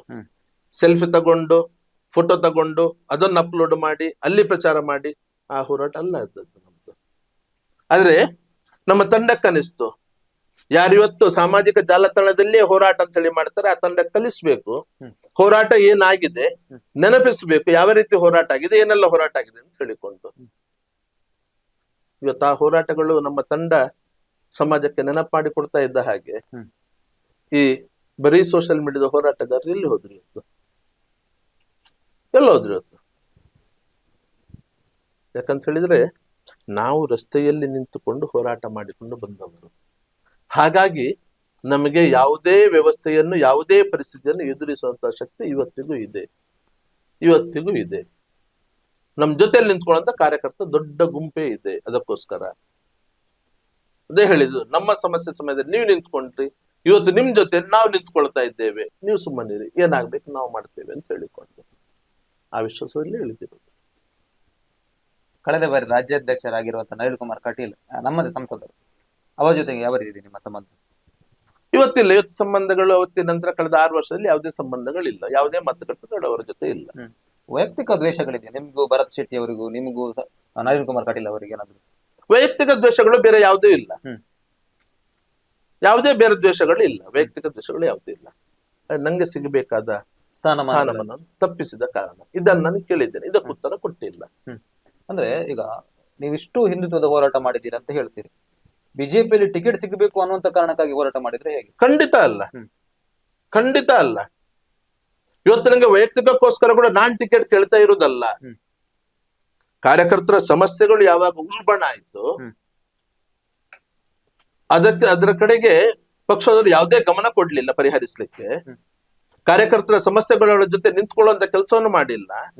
ಹಾಗಾಗಿ ಅವತ್ತು ಕೂಡ ಕಾರ್ಯಕರ್ತರು ಹೇಳಿರೋದು, ನೀವು ರಾಜಕೀಯಕ್ಕೆ ಹೋದ್ರೆ ಈ ಹೋರಾಟಕ್ಕೆ ಬಲ ಬರ್ತದೆ, ನೀವು ಪ್ರತಿ ಸರಿ ಇದ್ದವರ ಹತ್ರ ಸಂಗ್ರಹ ಮಾಡಿಕೊಂಡು ಹೋಗುವುದಕ್ಕಿಂತ, ಮತ್ತು ನಾವು ಕೂಡ ನಮ್ಮ ಸಮಸ್ಯೆಯನ್ನು ಹೇಳಲಿಕ್ಕೆ ಸರಿಯಾದ ಒಬ್ರು ವ್ಯಕ್ತಿ ಅಲ್ಲಿದ್ದಾಗ, ನಿಮ್ಗೆಲ್ಲವೂ ಇದರಲ್ಲಿ ಗೊತ್ತಿದೆ, ಇದರಲ್ಲಿ ಏನ್ ಸಮಸ್ಯೆ ಇದೆ, ಏನಾಗ್ತದೆ, ಹೇಗಿರಬೇಕು, ಏನ್ ವ್ಯವಸ್ಥೆಗಳಾಗಬೇಕು, ಅದೆಲ್ಲವೂ ಅರಿವು ನಿಮ್ಗಿರೋದ್ರಿಂದ ಇಡೀ ಹೋರಾಟಕ್ಕೊಂದು ಬಲ ಬರ್ತದೆ. ಹಾಗಾಗಿ ನೀವು ಹೋಗ್ಬೇಕು ಅಂತ ಹೇಳಿ ಕಾರ್ಯಕರ್ತರು ಕೇಳಿಕೊಂಡದಕ್ಕೆ ಅದನ್ನು ಮತ್ತೆ ಹಿರಿಯರ ಗಮನಕ್ಕೆ ತಂದು ಅದರ ಬಗ್ಗೆ ಚರ್ಚೆ ಆಗಿ 15 ವರ್ಷ 16 ವರ್ಷ ಹಿಂದೆ ಕೂಡ ಸತ್ಯಜಿತ್ ರಾಜಕೀಯಕ್ಕೆ ಹೋದ್ರೆ ಒಳ್ಳೆದನ್ನ ನಿರ್ಧಾರ ತಗೊಂಡು ಸಂಘದವರು ತಿಳಿಸಿರುವಂತದ್ದು. ಅವತ್ತಿಗೂ ತಪ್ಪಿಸಿದ್ರು. ಅದು ಸತ್ಯಕ್ಕೆ ಏನೂ ಮಾತಾಡಿರ್ಲಿಲ್ಲ. ಸಂಘಟನೆ ಚಟುವಟಿಕೆಯಲ್ಲಿ ಮುಂದುವರಿತಾರೆ. ಇಲ್ಲಿ ಅನೇಕ ಉದಾಹರಣೆ ಇದೆ. ಪರಿವಾರದಲ್ಲಿ ಯಾವುದೇ ಜವಾಬ್ದಾರಿ ಇಲ್ಲದಿದ್ದವರಿಗೆ ನೇರವಾಗಿ ಸಂಸತ್ತಿಗೆ ಸ್ಪರ್ಧೆ ಮಾಡೋ ಅವಕಾಶ ಕೊಟ್ಟಿರುವಂತಹ ಉದಾಹರಣೆಗಳಿದೆ. ಶಾಸಕ ಸ್ಥಾನಕ್ಕೆ ಸ್ಪರ್ಧೆ ಮಾಡುವಂತ ಅವಕಾಶ ಕೊಟ್ಟಿರೋ ಉದಾಹರಣೆಗಳಿದೆ. ಪರಿವಾರ ಸಂಘಟನೆಯಲ್ಲಿದ್ದವರು ಯಾವುದೇ ಪಕ್ಷದ ಯಾವುದೇ ಜವಾಬ್ದಾರಿ ತಗೊಳ್ಳದೆ ಅಲ್ಲಿಂದ ನೇರವಾಗಿ ಪಕ್ಷದಲ್ಲಿ ಶಾಸಕ ಸ್ಥಾನಕ್ಕೂ ಸಂಸದ ಸ್ಥಾನಕ್ಕೂ ಸ್ಪರ್ಧೆ ಮಾಡ್ಲಿಕ್ಕೆ ಅವಕಾಶ ಕೊಟ್ಟಿರುವುದು ಇದೆ. ಅದು ಸತ್ಯಜಿತ್ರ ಜೊತೆ ಮಾತ್ರ ಯಾಕೆ ಈ ವ್ಯವಹಾರ? ಯಾಕೆ ಸತ್ಯಜಿತ್ರಿಗೆ ಇಲ್ಲಿ ಅವಕಾಶ ಕೊಡಬಾರ್ದು ಅಂತ ಹೇಳಿ ತೀರ್ಮಾನ ಮಾಡಿದ್ದೀರಿ? ಪಕ್ಷದಲ್ಲಿ ಜವಾಬ್ದಾರಿ ತಗೊಳ್ಬೇಕು, ಅಲ್ಲಿ ದುಡಿಬೇಕು, ಅಲ್ಲಿ ಅವರು ತೀರ್ಮಾನ ಮಾಡಿದ್ರೆ ಮತ್ತೆ ಅವಕಾಶ ಕೊಡ್ತಾರೆ, ನಾವು ಹೇಳಲಿಕ್ಕೆ ಆಗುದಿಲ್ಲ ಮಾತು ಸತ್ಯಜಿತ್ ಮಾತ್ರ ಬಂತು. ಯಾಕಿದು? ಯಾಕೆ ಬರ್ತದೆ ಈ ಮಾತು? ಸತ್ಯಜಿತ್ ಏನ್ ತಪ್ಪು ಮಾಡಿದ್ದಾನೆ? ಏನ್ ಅನ್ಯಾಯ ಮಾಡಿದ್ದಾನೆ? ಆದ್ರೂ ಸುಮ್ನೆ ಕುತ್ಕೊಂಡೆ ನಾನು. 8 ವರ್ಷದ ಹಿಂದೆ ಇನ್ನೊಂದು ಸರಿ ಅಂತ ಬಹಳ ದೊಡ್ಡ ಸಮಸ್ಯೆ ಬಂದ ಮತ್ತೆ ಕಾರ್ಯಕರ್ತರು ಒತ್ತಾಯ ಮಾಡಿದ್ರು. ಮತ್ತೆ ಪಕ್ಷದ ಸಂಘಟನೆ ಚರ್ಚೆ ಆಗಿ ಸಂಘಟನೆಯಿಂದ ಅಧಿಕೃತವಾಗಿ ಪಕ್ಷಕ್ಕೆ ಬಿಟ್ಟು ಕಳಿಸ್ತಾರೆ. ಅದ್ರ ಜವಾಬ್ದಾರಿ OBC ಮೋರ್ಚಾದಕ್ಕೆ ನಮ್ಗೆ ತಾಳುತ್ತಾರೆ. ನಾಮಕಾವಸ್ಥೆಗೆ ಒಂದು ಪೋಸ್ಟ್ ಕೊಡ್ತಾರೆ. ಆದ್ರೂ ಅಲ್ಲೂ ನಂದು ನಾನು ನನ್ನ ಕ್ಷಮತೆ ತೋರಿಸ್ಲಿಲ್ವಾ? ಹೇಳಿ, ಯಾರಾದ್ರೂ ಬಂದು ಬಿಜೆಪಿಯ ರಾಜ್ಯಾಧ್ಯಕ್ಷರು, ಸಂಸದರು ಯಾರಾದ್ರೂ ಹೇಳಿ, ಜಿಲ್ಲಾಧ್ಯಕ್ಷರು ಯಾರಾದ್ರೂ ಹೇಳಿ, ಇಲ್ಲಿ ದಕ್ಷಿಣ ಕನ್ನಡ ಜಿಲ್ಲೆಯಿಂದ ಇವತ್ತಿನ ತನಕ ಒಂದು ರಾಜ್ಯ ಸಮಾವೇಶಕ್ಕೆ 5,000 ಜನರನ್ನು ಕರ್ಕೊಂಡು ಹೋಗಿದ್ದೇವೆ ಅಂತ ಹೇಳಿಕೊಂಡು ಯಾರಾದ್ರೂ ಒಬ್ರು ಬಂದು ಹೇಳಿ. ಮೊದಲ ಬಾರಿಗೆ ಮತ್ತು ಕೊನೆಯ ಬಾರಿಗೆ ಸತ್ಯೋತ್ಸವಕ್ಕೆ ಒಬ್ಬನೇ ಕರ್ಕೊಂಡು ಹೋದ್ದು. ರಾಜ್ಯದಿಂದ 1 ರೂಪಾಯಿ ತಗೊಂಡಿಲ್ಲ, ಜಿಲ್ಲಾ ಸಂಘಟನೆಯಿಂದ 1 ರೂಪಾಯಿ ತಗೊಂಡಿಲ್ಲ. ನಿಮ್ಮನ್ನ ಬಿಜೆಪಿ ಅವರು ಬಲಿಪೋಷ ಮಾಡಿದ್ರು ಅಂತ ಅನಿಸ್ತಾ ಇದೆ ನಿಮ್ಗೆ? ಒಂದು ರೀತಿ ಹಾಗೆ ಅನಿಸ್ತಾ ಇದೆ. ಇವತ್ತು ಉಪಯೋಗ ಮಾಡಿಕೊಳ್ಬೇಕಾದಾಗ ಉಪಯೋಗ ಮಾಡಿಕೊಂಡು ಎಲ್ಲಾ ಉಪಯೋಗ ಮಾಡಿಕೊಂಡು ಎಲ್ಲ ಶಕ್ತಿಯನ್ನ ಹೀರಿ ಇವತ್ತು ಎಲ್ಲಾ ಶಕ್ತಿಯನ್ನು ಹಿರ್ಲಿಕ್ಕಾಗಿಲ್ಲ. ನನ್ನ ಶಕ್ತಿ ಏನಿತ್ತು ಅದೆಲ್ಲವನ್ನು ಉಪಯೋಗ ಮಾಡಿಕೊಂಡಿದ್ದಾರೆ. ಹೀರಿ ನನ್ನಿಂದ ನಾನು ಶಕ್ತಿಹೀನ ಮಾಡ್ಲಿಕ್ಕೆ ಯಾರಿಗೂ ಸಾಧ್ಯ. ಮುಂದಿನ ದಿವಸಗಳ ಶಕ್ತಿ ಪ್ರದರ್ಶನ ಮಾಡ್ತೀರಿ ಹಾಗಿದ್ರೆ? ಮೊನ್ನೆ ಆಯ್ತಲ್ಲ ಮಾಡ್ಲಿ. ಯಾರಾದ್ರೊಬ್ರು ವೈಯಕ್ತಿಕವಾಗಿ ನಿಂತುಕೊಂಡು ಪಕ್ಷದ ಟಿಕೆಟಿಗೋಸ್ಕರ ಯಾರಾದ್ರೊಬ್ರು ಪಕ್ಷದಿಂದ ಹೊರಗಡೆ ಬಂದು ವೈಯಕ್ತಿಕವಾಗಿ ನಿಂತುಕೊಂಡು ಆ ಶಕ್ತಿ ಪ್ರದರ್ಶನ ಮಾಡ್ಲಿ, ನೋಡುವ, ಮಾಡ್ಲಿ. ಒಂದು ವೇಳೆ ಟಿಕೆಟ್ ಸಿಗದಿದ್ರೆ ಏನು? ಬಿಜೆಪಿಯಿಂದ ಟಿಕೆಟ್ ಸಿಗದಿದ್ರೆ ಸಿಗ್ತದೆ ಅನ್ನೋದು ಪೂರ್ತಿ ವಿಶ್ವಾಸ ಇಟ್ಟುಕೊಂಡು ಇಡೀ ನಮ್ಮ ತಂಡ ಎಳೆದಿರೋದು. ನಿರಾಕರಣೆ ಮಾಡ್ಲಿಕ್ಕೆ ಯಾವುದೇ ಕಾರಣಗಳು ಇಲ್ಲ. ಹಿಂದುತ್ವ ಹೋರಾಟ ಮಾಡ್ಲಿಲ್ವ? ನನ್ನಷ್ಟು ಮಾಡಿದ್ರು 10% ಮಾಡಿದವರು ಇವತ್ತಿಲ್ಲ. ಚುನಾವಣಾ ಕಣದಲ್ಲಿ ಬೇರೆ ಯಾರು ಇಲ್ಲ. ಸಾಮಾಜಿಕ ಹೋರಾಟ ನಾನು ಮಾಡಿಲ್ವಾ? ನನ್ನಷ್ಟು ಸಾಮಾಜಿಕ ಹೋರಾಟ ಮಾಡಿದವರು ಕೂಡ ಇವತ್ತು ಚುನಾವಣಾ ಕಣದಲ್ಲಿ ಇಲ್ಲ, ಟಿಕೆಟ್ ಕೇಳುವವರಲ್ಲಿ ಇಲ್ಲ. MRPL ನ ಕೊಳಚೆ ನೀರು ಸಮುದ್ರಕ್ಕೆ ಬಿಡುವಂತ ಹೋರಾಟ ಇರಬಹುದು, ಅದರ ವಿರುದ್ಧ ಹೋರಾಟ ಇರಬಹುದು. MRPL ಸ್ಥಳೀಯರಿಗೆ ಉದ್ಯೋಗದ ವಿಚಾರದಲ್ಲಿ ಇರಬಹುದು, SEZ ಅಲ್ಲಿ ಜಾಗ ಕಳ್ಕೊಂಡವರಿಗೆ ಇರಬಹುದು, ನೇತ್ರಾವತಿ ನದಿ ತಿರುವಿನ ಯೋಜನೆ ವಿರುದ್ಧ ಇರಬಹುದು. ಎಷ್ಟು ಸಾಮಾಜಿಕ ಹೋರಾಟಗಳಾಗ್ಲಿಲ್ಲ. ಸೈನಿಕರಿಗೋಸ್ಕರ ಕೂಡ, ನಿವೃತ್ತ ಸೈನಿಕರ ಕುಟುಂಬಗಳಿಗೆ ಕೂಡ ಇವತ್ತು ಸತ್ಯತೊಬ್ಬನೇ ಕಾರ್ಯಕ್ರಮ ನಡೆಸ್ತಾ ಇರುವಂತದ್ದು. ಸಮಾಜದಲ್ಲಿ ಸೈನಿಕರ ಬಗ್ಗೆ ಜಾಗೃತಿ ಕೂಡ ಮೊದಲಾಗಿ ಇಲ್ಲಿ ಕಾರ್ಯಕ್ರಮ ಪ್ರಾರಂಭ ಮಾಡಿದ್ರು ಸತ್ಯಜಿತ್ ಸುರತ್ಕಲ್. ನನ್ನ ನೇತೃತ್ವ ಸುರತ್ಕಲ್ ತಂಡ ಮಾತ್ರ ಮಾಡ್ತಾ ಇರೋದು. ಮಕ್ಕಳಿಗೆ ಪುಸ್ತಕ ಕೊಟ್ಟು ಅದರ ಬಗ್ಗೆ ಭಾಷಣ ಪ್ರಬಂಧ ಸ್ಪರ್ಧೆ, ಸೈನ್ಯಕ್ಕೆ ಸೇರ್ಲಿಕ್ಕೆ ಪ್ರೋತ್ಸಾಹ ಕೊಡುವಂತದ್ದು ಕೆಲಸ ಇವತ್ತು ಸುರತ್ಕಲ್ನ ರಾಷ್ಟ್ರಭಕ್ತ ನಾಗರಿಕ ವೇದಿಕೆಯಿಂದ ಮಾತ್ರ ನಡೆದಿದ್ದಾರೆ. ಯಾರು ಮಾಡಿದ್ದಾರೆ? ಬೇರೆಷ್ಟು ಸಾಮಾಜಿಕ ಹೋರಾಟಗಳಿಲ್ಲ ನಮ್ದು. ಎಲ್ಲದರಲ್ಲೂ ಎಲ್ಲಾ ಕಾರಣವೂ ಇದೆ. ಸಾಮಾಜಿಕ ನ್ಯಾಯ ಒದಗಿಸ್ತೀರಾ ನೀವು, ಅದರ ವಿಚಾರಕ್ಕೆ ಬರ್ತೀರಾ? ಸಾಮಾಜಿಕ ನ್ಯಾಯದ ವಿಚಾರಕ್ಕೆ ಬಂದ್ರು ಕೂಡ ಮತ್ತೆ ನನ್ನ ಪರವಾಗಿಯೇ ಬರ್ತದೆ, ನನ್ನ ಕಡೆಗೆ ಉಳಿದು ಬರ್ತದೆ ಅದು. ಹಾಗೆ ನಿರಾಕರಣೆ ಮಾಡ್ಲಿಕ್ಕೆ ಯಾವುದೇ ಸಕಾರಣಗಳಿಲ್ಲ. ಟಿಕೆಟ್ ಸಿಗದಿದ್ರೆ ಪಕ್ಷೇತರ ನಿಲ್ಲುವಂತ ಯೋಚನೆಗಳೇನಾದ್ರು ಮಾಡಿದ್ದೀರಾ? ಏನ್ ಅದ್ರ ಬಗ್ಗೆ ನಾವು ಯೋಚನೆ ಮಾಡಿಲ್ಲ. ಟಿಕೆಟ್ ಖಂಡಿತ ಸಿಗ್ತದೆ ಅನ್ನುವಂತ ವಿಶ್ವಾಸದಿಂದ ಇಡೀ ನಮ್ಮ ತಂಡ ಇರುವಂತದ್ದು. ಸಿಗ್ಲೇಬೇಕು ಅಂತ ಹೇಳಿಕೊಂಡು, ಯಾವುದೇ ಕಾರಣಕ್ಕೆ ವ್ಯತ್ಯಾಸ ಆಗ್ಲಿಕ್ಕೆ ಸಾಧ್ಯ ಇಲ್ಲ ಅಂತ ಹೇಳಿಕೊಂಡು. ಟಿಕೆಟ್ ಕೊಡುದಿಲ್ಲ, ಯಾವ್ದೊಂದು ಜವಾಬ್ದಾರಿ ಕೊಡ್ತಾರೆ, ಮತ್ತೆ ಈ ಚುನಾವಣೆ ಕೂಡ ದುಡಿಸ್ತಾರೆ. ಅದು ಇಲ್ವೇ 5 ವರ್ಷ ಮತ್ತೆ ಅವರು ಹೀಗೆ ಇಲ್ಲ. ಯಾವುದೇ ಜವಾಬ್ದಾರಿಗೆ ಇವತ್ತು ಒಪ್ಪಿಕೊಳ್ಳಿಕ್ಕಿಲ್ಲ ಅಂತ ಹೇಳಿಕೊಂಡು ಇಡೀ ತಂಡದ ತೀರ್ಮಾನ ಆಗಿದೆ. ಜವಾಬ್ದಾರಿ ನಾವು ಹೋರಾಟ ಟಿಕೆಟ್ ಕೇಳಿದ್ದಕ್ಕಿಂತ ಮುಂಚೆ ಏನಾದ್ರೂ ಬಂದು ಅವತ್ತೇ ತಪ್ಪಿದಾಗ ಆ ನಂತರವು ಸತ್ಯ, ಹೌದು ನಿಂಗೆ ಅನ್ಯಾಯ ಆಗಿದೆ, ನಿಂಗೆ ಸಿಗಬೇಕಾಗಿತ್ತು, ಒಂದ್ ತಪ್ಪಾಗಿದೆ, ಜವಾಬ್ದಾರಿ ಸರಿ ತಗೋ ಅಂತ ಹೇಳಿಕೊಂಡು ಒಳ್ಳೇದ್ರಲ್ಲಿ ನಮ್ಮ ಮೇಲೆ ವಿಶ್ವಾಸ ಇಟ್ಟು ಪ್ರೀತಿ ಇಟ್ಟು ಕರೀತಾ ಇದ್ರೆ ಜವಾಬ್ದಾರಿ ಯಾವತ್ತೂ ತಗೊಳ್ತಾ ಇದ್ದೆ. ಇವತ್ತು ಆ ಎಲ್ಲ ಹಂತಗಳು ಮುಗ್ದಿದೆ.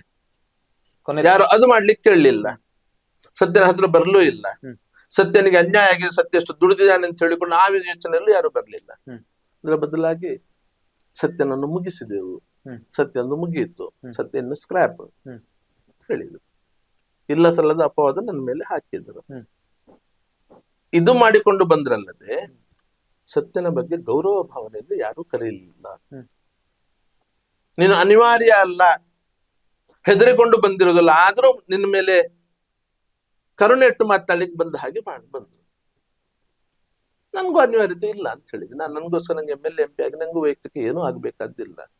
ಅಂದ್ರೆ ನಿಮ್ಮ ಧ್ವನಿಯನ್ನು ಸ್ವಲ್ಪ ಅಡಗಿಸಿದ್ರೆ ಸ್ವಲ್ಪ ಯುವಕರು ಸರಿದಾರಿ ಇದಾಗ್ತಾರೆ ಅನ್ನುವಂತದ್ದು ಏನಾದ್ರು ಯೋಚನೆ ಇರ್ಬೋದಾ? ಗೊತ್ತಿಲ್ಲ, ಅದ್ರ ಬಗ್ಗೆ ನಾನು ಏನು ಹೇಳಲಿಕ್ಕೆ, ನಾನು ಕಮೆಂಟ್ ಮಾಡ್ಲಿಕ್ಕೆ ಬಯಸ. ಆದ್ರೆ ಆಗಿರೋ ವಿಚಾರ ಇದು, ಹ್ಮ್. ಅದನ್ನ ತಿಳಿಸ್ತಾ ಇದ್ದೇನೆ ಅಷ್ಟೇ. ಹ್ಮ್. ಯಾಕೋಸ್ಕರ ಆ ಯೋಚನೆ ಮಾಡಿದ್ರು, ಯಾಕೋಸ್ಕರ ಆ ಚಿಂತನೆಯಲ್ಲಿ ಬಂದ್ರು ಅಂತ ಹೇಳಿಕೊಂಡು ನಾನು ಅದ್ರ ಬಗ್ಗೆ ಚರ್ಚೆ ಮಾಡೋದಿಲ್ಲ. ಹ್ಮ್. ಅದು ಅವರವರಿಗೆ ಬಿಟ್ಟಿರೋ ವಿಚಾರ. ಅದು ನನ್ನ ಜೊತೆ ನಡೆದಿರುವ ವಿಚಾರ ಏನಿದೆ, ಹ್ಮ್. ವ್ಯವಹಾರ, ಅದನ್ನ ನಾನು ಹೇಳ್ತೇನೆ. ನಾನು ಹ್ಮ್. ವಿಶ್ಲೇಷಣೆ ಮಾಡ್ಲಿಕ್ಕೆ ಹೋಗುದಿಲ್ಲ. ಆದ್ರೆ ನಂದಿದ್ದದ್ದೇ ಹೋರಾಟ. ನಾನು ಅವತ್ತೇ ಹೇಳಿದ್ದೆ, ನನ್ನ ಇನ್ನು ಮುಂದಿನ ಹೋರಾಟ ಯಾವ್ದಕ್ಕಾದ್ರೂ ಇದ್ರೆ ಅದು ಕನಿಷ್ಠ ದಕ್ಷಿಣ ಕನ್ನಡ ಜಿಲ್ಲೆಯಲ್ಲಿ ಭಾರತೀಯ ಜನತಾ ಪಕ್ಷದ ವ್ಯವಸ್ಥೆ ಸರಿಯಾಗಬೇಕು. ಹ್ಮ್. ಕಾರ್ಯಕರ್ತರ ಮಾತುಗಳಿಗೆ, ಭಾವನೆಗಳಿಗೆ ಗೌರವ ಸಿಗಬೇಕು. ಹ್ಮ್. ದುಡಿಯುವಂತ ಕಾರ್ಯಕರ್ತರಿಗೆ ಇವತ್ತಿಲ್ಲಿ ಬೆಲೆ ಸಿಗಬೇಕು. ಹ್ಮ್. ಅನಿವಾರ್ಯ ಅಲ್ಲ ಅಂತ ಹೇಳಿಕೊಂಡು ಒಬ್ಬ ಸಾಮಾನ್ಯ ಕಾರ್ಯಕರ್ತರನ್ನು ಕೂಡ ನೀವು ನಿಗ್ಲೆಕ್ಟ್ ಮಾಡ್ಲಿೋ ಹಾಗಿಲ್ಲ. ಹ್ಮ್. ಆಗಿರ್ಬೋದು, ಹಿಂದುತ್ವದ ಅಲೆ ಇರ್ಬೋದು, ಹ್ಮ್. ಮೋದಿಜಿಯವರ ಅಲೆ ಇರ್ಬೋದು, ಹ್ಮ್. ಈ ಸರಿ ಅಯೋಧ್ಯೆ ರಾಮ ಮಂದಿರದ್ದು ಇರ್ಬೋದು. ಹಾಗಂತ ಹೇಳಿಕೊಂಡು ದುಡಿದಂತ ಕಾರ್ಯಕರ್ತನನ್ನು ಮನೆಯಿಂದ ಹೊರಗಡೆ ಹಾಕುವಂತ ಯೋಚನೆ ಮಾಡಿದ್ರೆ, ಅವ್ ಯಾಕೆ ಹೀಗೆ ಮಾಡ್ತೇವೆ ಕೇಳಿದ ತಕ್ಷಣ ಅವನಿಗೆ ಜವಾಬ್ದಾರಿ ಬಿಟ್ಟು ಬಿಡೋದನ್ನ ತುಳಿಯುವಂಥದ್ದು ಹೊರಗಡೆ ಹಾಕಿದ್ರೆ ಹ್ಮ್. ಅವ್ನು ದುಡ್ದಕ್ಕೆ ಬೆಲೆ ಇಲ್ವ ಅವನಿಗೆ? ಅದಕ್ಕೆ ಬೆಲೆ ಯಾರು ಕೊಡುವವರು? ಇವತ್ತು ಆ ಹೆಸರಲ್ಲಿ ಬರ್ತೇವೋ, ಅಧಿಕಾರದಲ್ಲಿ ಶಾಶ್ವತವಾಗಿರ್ತೇವೆ ಅಂತೇಳಿ ಯೋಚನೆ ಮಾಡಿದ್ರೆ ಆ ದುಡ್ದಂತ ಕಾರ್ಯಕರ್ತ ದುಡಿದಕ್ಕೆ ಬೆಲೆ ಯಾರು ಕೊಡುವಂಥದ್ದು? ಅನಿವಾರ್ಯ, ಎಲ್ಲರೂ ಅನಿವಾರ್ಯವೇ. ಅನಿವಾರ್ಯ ಇಲ್ಲ ಅಂತ ಹೇಳಿಕೊಂಡು ಆ ರೀತಿ ವಿರುದ್ಧ ಮಾಡಿಕೊಂಡು ಹೋದವನ ಬಗ್ಗೆ ಇವ್ರು ಹೇಳ್ಬೋದು. ಬಿಟ್ರೆ ದುಡ್ದಕ್ಕೆ ಅನಿವಾರ್ಯ ಇಲ್ಲ ಅಂತ ಹೇಳಿ ಸುಮ್ಮನೆ ಕುತ್ಕೊಂಡ ಅವನು ಏನೋ ಸಮಸ್ಯೆ ಆಗಿ ವೈಯಕ್ತಿಕ ಸಮಸ್ಯೆಯಿಂದ ಸ್ವಲ್ಪ ಹಿಂದೆಡು ಕುಳಿತುಕೊಂಡು ಅನಿವಾರ್ಯ ಇಲ್ಲ ಅಂತ ಹೇಳಿ ಬಿಟ್ರೆ, ಕೃತಜ್ಞತೆ ಅನ್ನುವಂತ ಒಂದು ಶಬ್ದ ಇದೆ ಅಲ್ಲ, ಬೆಲೆ ಇಲ್ವ ಅದಕ್ಕೆ? ಬೆಲೆ ಇಲ್ವಾ ಆ ಶಬ್ದಕ್ಕೆ? ಅದಿಲ್ಲದೆ ಆ ಶಬ್ದ ಅಂತಂದಿದ್ದಾರೆ, ಕೃತಜ್ಞತೆ ಅನ್ನುವಂಥದ್ದು. ಆ ಕೃತಜ್ಞತೆ ಏನ್ ಇವತ್ತು ಮಾಯ ಆಗ್ತಾ ಇದೆ, ಅದು ವಾಪಸ್ ತರಿಸ್ಬೇಕು. ಅದಕ್ಕೋಸ್ಕರ ನಂದು ಹೋರಾಟ. ನಂದು ರಾಜಕೀಯ ಸಾಮಾಜಿಕ ಬಲಿದಾನಕ್ಕೆ ನಾನು ಸಿದ್ಧ ಇದ್ದೇನೆ. ಯಾಕಂದ್ರೆ ನಂಗೆ ಯಾವುದೇ ಆಸೆ ಇಲ್ಲ, ಯಾವುದೇ ಅಪೇಕ್ಷೆ ಇಲ್ಲ. ಅದಕ್ಕಿಂತ ದೊಡ್ಡ ಗೌರವ ನಂಗೆ ಸಮಾಜ ಕೊಟ್ಟಿದೆ. ಒಬ್ಬ ಸಂಸದನಿಗೆ, ಒಬ್ಬ ಶಾಸಕನಿಗೆ ಸಿಗುವುದಕ್ಕಿಂತ ಹೆಚ್ಚಿನ ಗೌರವ ನಂಗೆ ಸಮಾಜ ಕೊಟ್ಟಿದೆ. ಮೊದಲ ಗನ್ಮೆನ್ ಬಂದಿರೋದು ಸತ್ಯಜಿತ್ಗೆ. ಆವಾಗ ಆ ಸಮಯದಲ್ಲಿ ಶಾಸಕರು ಸಂಸದರಿಗೂ ಇರ್ಲಿಲ್ಲ, ಗನ್ಮೆನ್ ಬಂದಿರೋದು ನಂಗೆ. ವಾಪಸ್ ಕರೆಸಿದ್ರು ಕೂಡ ನೀವು ಈಗ ಟಿಕೆಟ್ ಕೇಳ್ತಿರುವಂತ ಪಕ್ಷವೇ ಅಲ್ವಾ? ಆಗಿರಬಹುದು. ಅದಕ್ಕೆ ಅಲ್ಲಿಯೇ ಕೇಳ್ತಾ ಇರೋದು, ಹ್ಮ್. ಅದಕ್ಕೆ ಅಲ್ಲಿಯೇ ಕೇಳ್ತಾ ಇರೋದು. ಬಿಜೆಪಿ ಇಷ್ಟೆಲ್ಲ ಅವಮಾನಗಳು ನಿಮ್ಗೆ ಮಾಡಿದ್ರು ಕೂಡ ನೀವು ಮತ್ತೆ ಯಾಕೆ ಬಿಜೆಪಿಯಲ್ಲಿ ಆ ಕೇಳ್ತಾ? ಪಕ್ಷದಲ್ಲೇ ನಂಗೆ ಗೌರವ ಸಿಗಬೇಕು. ನನ್ನ ಜೀವನ ಕೊಟ್ಟಿರುವಂತದ್ದು, ನನ್ನ ಜೀವನದ ಸಣ್ಣ ಪ್ರಾಯದ ಯೌವನದ 37 ವರ್ಷ ನಾನು ಕೊಟ್ಟಿರುವಂತದ್ದು ಬಿಜೆಪಿಗೆ, ಸಂಘ ಪರಿವಾರ ಕೊಟ್ಟಿರುವಂತದ್ದು, ಕಾಂಗ್ರೆಸ್ಸಿಗಲ್ಲ, JDS-ಗಲ್ಲ. ಹಾಗೆ ನಂಗೆ ಗೌರವ ಇಲ್ಲಿಯೇ ಸಿಗಬೇಕು. ಯಾಕೆ ಸಿಗುದಿಲ್ಲ ಅಂತ ಹೇಳಿಕೊಂಡು ನಾನು ಇಲ್ಲಿಯೇ ಗಟ್ಟಿ ನಿಂತಿರೋದು. ಕಳೆದದ್ದನ್ನು ಎಲ್ಲಿ ಹೋಗಿದೆ ಅಲ್ಲೇ ಹುಡುಕ್ಬೇಕು ಬಿಟ್ಟು ಬೇರೆ ಇನ್ನೆಲ್ಲೂ ಹುಡುಕ್ಲಿಕ್ಕೆ ಹೋಗಬಾರದು. ಸರಿಯೂ ಅಲ್ಲ ಅದು. ಇಲ್ಲಿಯೇ ನಿಂತ್ಕೊಂಡು ನಾವು ಇಲ್ಲಿಯೇ ಹೋರಾಟ ಮಾಡಿಕೊಂಡು ಇಲ್ಲಿಯೇ ಕೇಳೋದು, ಅದಕ್ಕೆ ಇಲ್ಲಿಯೇ ಸಿಗಬೇಕು ಗೌರವ. ಇಲ್ಲಿ ಯಾರು ತುಳಿಲಿಕ್ಕೆ ಹೊರಟಿದ್ದಾರೆ ಅವರ ಮುಂದೆ ನಾನು ತಲೆ ಎತ್ತಿ ಸ್ವಾಭಿಮಾನಿಯಾಗಿ ನಿಲ್ಬೇಕು. ಬೇರೆಯವರ ಹಾಗೆ ಬಿಟ್ಟು ಇನ್ನೊಂದು ಪಕ್ಷಕ್ಕೆ ಹೋಗೋದು, ಈ ಕೆಲಸ ನಾವು ಮಾಡೋದಿಲ್ಲ. ಆ ಜಾಯಮಾನದವರಲ್ಲ ನಾವು. ಕಾಂಗ್ರೆಸ್ ನಲ್ಲಿ ಸಿಕ್ಕಿದ್ರೆ ಹೇಳಿ ಹೋಗುದೇ ಇಲ್ಲ ಅಂತ ಹೇಳಿದ್ವಲ್ಲ ನಾವು. ನಾವು ರಾಜಕೀಯ ಆಸೆ ಅಪೇಕ್ಷೆ ಇಟ್ಟುಕೊಂಡು ನಾವು ಸಾಮಾಜಿಕ ಹೋರಾಟ ಮಾಡಿರುವುದು ಅಲ್ಲ, ನಾವು ಹಿಂದುತ್ವದ ಹೋರಾಟ ಮಾಡಿರುವುದು ಅಲ್ಲ. ನಾವು ರಾಜಕೀಯ ಸ್ಥಾನಮಾನ ಆಸೆ ಅಪೇಕ್ಷೆ ಇದ್ದವರು, ಅಧಿಕಾರವೇ ಬೇಕು ನಮ್ಗೆ, ಅಧಿಕಾರ ಇಲ್ಲ ಬದುಕಲಿಕ್ಕೆ ಆಗೋದು ಅಂತ ಇದ್ದವರು ಮಾತ್ರ ಇನ್ನೊಂದು ಪಕ್ಷದ ಕಡೆಗೆ ಯೋಚನೆ ಮಾಡ್ತಾರೆ. ಇಲ್ಲಿ ಪಕ್ಷದಲ್ಲಿ ಇಲ್ಲಿ ಲಾಭ ತಗೊಂಡು, ಇಲ್ಲಿ ಸ್ಥಾನಮಾನ ತಗೊಂಡು, ಎಲ್ಲವನ್ನು ಪಡ್ಕೊಂಡು ಯಾವಾಗಲೂ ಒಂದ್ ಸ್ವಲ್ಪ ವ್ಯತ್ಯಾಸ ಆಯ್ತು ಅಂತ ಹೇಳಿಕೊಂಡು ಬೇರೆ ಪಕ್ಷಕ್ಕೆ ಹೋಗುವವರು ಇರ್ತಾರೆ. ನಾವು ಅಧಿಕಾರಕ್ಕೋಸ್ಕರ ಅಲ್ಲ ಹೋರಾಟ ಮಾಡಿರೋದು, ನಾವು ಕಾರ್ಯಕರ್ತರಿಗೋಸ್ಕರ ಬಂದಿರೋದು. ಅರುಣ್ ಕುಮಾರ್ ಪುತ್ತಿಲ ಅವರಿಗೆ ಟಿಕೆಟ್ ಸಿಗುದಿಲ್ಲ ಅಂತ ಗೊತ್ತಾಗ ಪಕ್ಷೇತರ ನಿಲ್ತಾರೆ, ಪಕ್ಷೇತರ ನಿಲ್ತೇವೆ ಅಂತ ಧೈರ್ಯವಾಗಿ ಹೇಳ್ತಾರೆ. ಸತ್ಯಜಿತ್ ರತ್ಕಲ್ ಅವ್ರಿಗೆ ಎಷ್ಟು ಧೈರ್ಯ ಇಲ್ವಾ? ಇದು ಧೈರ್ಯ ಅಪಧೈರ್ಯದ ಪ್ರಶ್ನೆ ಅಲ್ಲ, ಇದು ಧೈರ್ಯ ಅಪಧೈರ್ಯದ ಪ್ರಶ್ನೆ. ಅಂದ್ರೆ ಅರುಣ್ ಕುಮಾರ್ ಪುತ್ತಿರ ಅವರ ತಂಡದ ಒಂದಷ್ಟು ಬೇಡಿಕೆಗಳಿದ್ದಾವೆ. ಆ ಬೇಡಿಕೆಗಳಿಗೆ ಸಕಾರಾತ್ಮಕ ಪ್ರತಿಕ್ರಿಯೆ ಸಿಗದಿದ್ದಾಗ ನಾವು ಪಕ್ಷೇತರ ನಿಲ್ತೇವೆ ಅಂತ ಅವರು ನೇರವಾಗಿ ಹೇಳಿದ್ದಾರೆ. ನಿಮ್ಮದು ಒಂದಷ್ಟು ಬೇಡಿಕೆ ಇದೆ. ಈ ಬೇಡಿಕೆಗಳು ಒಂದು ವೇಳೆ ಸಕಾರಾತ್ಮಕವಾಗಿರುವಂತಹ ಸಿಗದೇ ಇದ್ದಾಗ ನೀವು ಕೂಡ ಪಕ್ಷೇತರ ನಿಲ್ಲುವಂತ ಏನಾದ್ರೂ ಯೋಚನೆ ಇದೆಯಾ? ನಾವು ಇವತ್ತು ಪೂರ್ತಿ ನಮ್ಮ ವಿಶ್ವಾಸ ಪಕ್ಷದಲ್ಲೇ ಸಿಗ್ತದೆ ನಮ್ಗೆ. ಹ್ಮ್. ಹಾಗಾಗಿ ನಾವು ಪಕ್ಷೇತರದ ಬಗ್ಗೆ ಯೋಚನೆ ಮಾಡಿಲ್ಲ, ಪಕ್ಷೇತರ ಬಗ್ಗೆ ಘೋಷಣೆ ಮಾಡಿಲ್ಲ. ಹ್ಮ್. ಯಾಕಂತ ಹೇಳಿದ್ರೆ ನಾ ಆಗ್ಲೇ ಹೇಳಿದೆ, ಇಲ್ಲದ ಅರ್ಹತೆ ಯಾವುದು, ಹ್ಮ್. ಯಾಕೆ ನಿರಾಕರಣೆ, ಇದಕ್ಕೆ ಸ್ಪಷ್ಟ ಉತ್ತರ ನಾವು ಕೇಳ್ತಾ ಇದ್ದೇವೆ. ಇದಕ್ಕೆ ಸ್ಪಷ್ಟ ಉತ್ತರ ಕೇಳ್ತಾ ಇದ್ದೇವೆ. ಹಾಗಾಗಿ ಎಲ್ಲಿ ನಮ್ದು ಗೌರವ ಹೋಗಿದೆ ಅಲ್ಲಿಯೇ ಆ ಗೌರವವನ್ನು ಮತ್ತೆ ಪಡೀಲಿಕ್ಕೆ ಆ ಸ್ಥಾನ ನಮ್ಗೆ ಸಿಗಬೇಕಾಗಿತ್ತು. ನಮ್ಮ ಹಕ್ಕಿನಿಂದ ನಾವು ಕೇಳ್ತಾ ಇರುವಂತದ್ದು.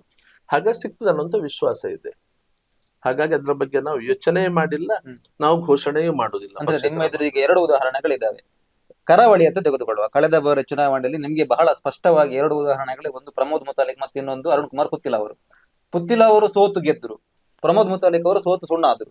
ಸೊ ನೀವು ಯಾವ ಕೆಟಗರಿಗೆ ಸೇರ್ತೀರಾ ಅಂತ ಬಹುಶಃ ಇದು ನಿಮಗೆ ಬಹಳ ಸ್ಪಷ್ಟವಾಗಿರುವಂತಹ 2 ಉದಾಹರಣೆ. ಅದಿಬ್ರು ಕೂಡ ಪಕ್ಷೇತರ, ನಾವು ಪಕ್ಷೇತರ ಹೇಳಿಲ್ಲಲ್ಲ. ಪಕ್ಷೇತರ ಯೋಚನೆ ಇಲ್ಲ.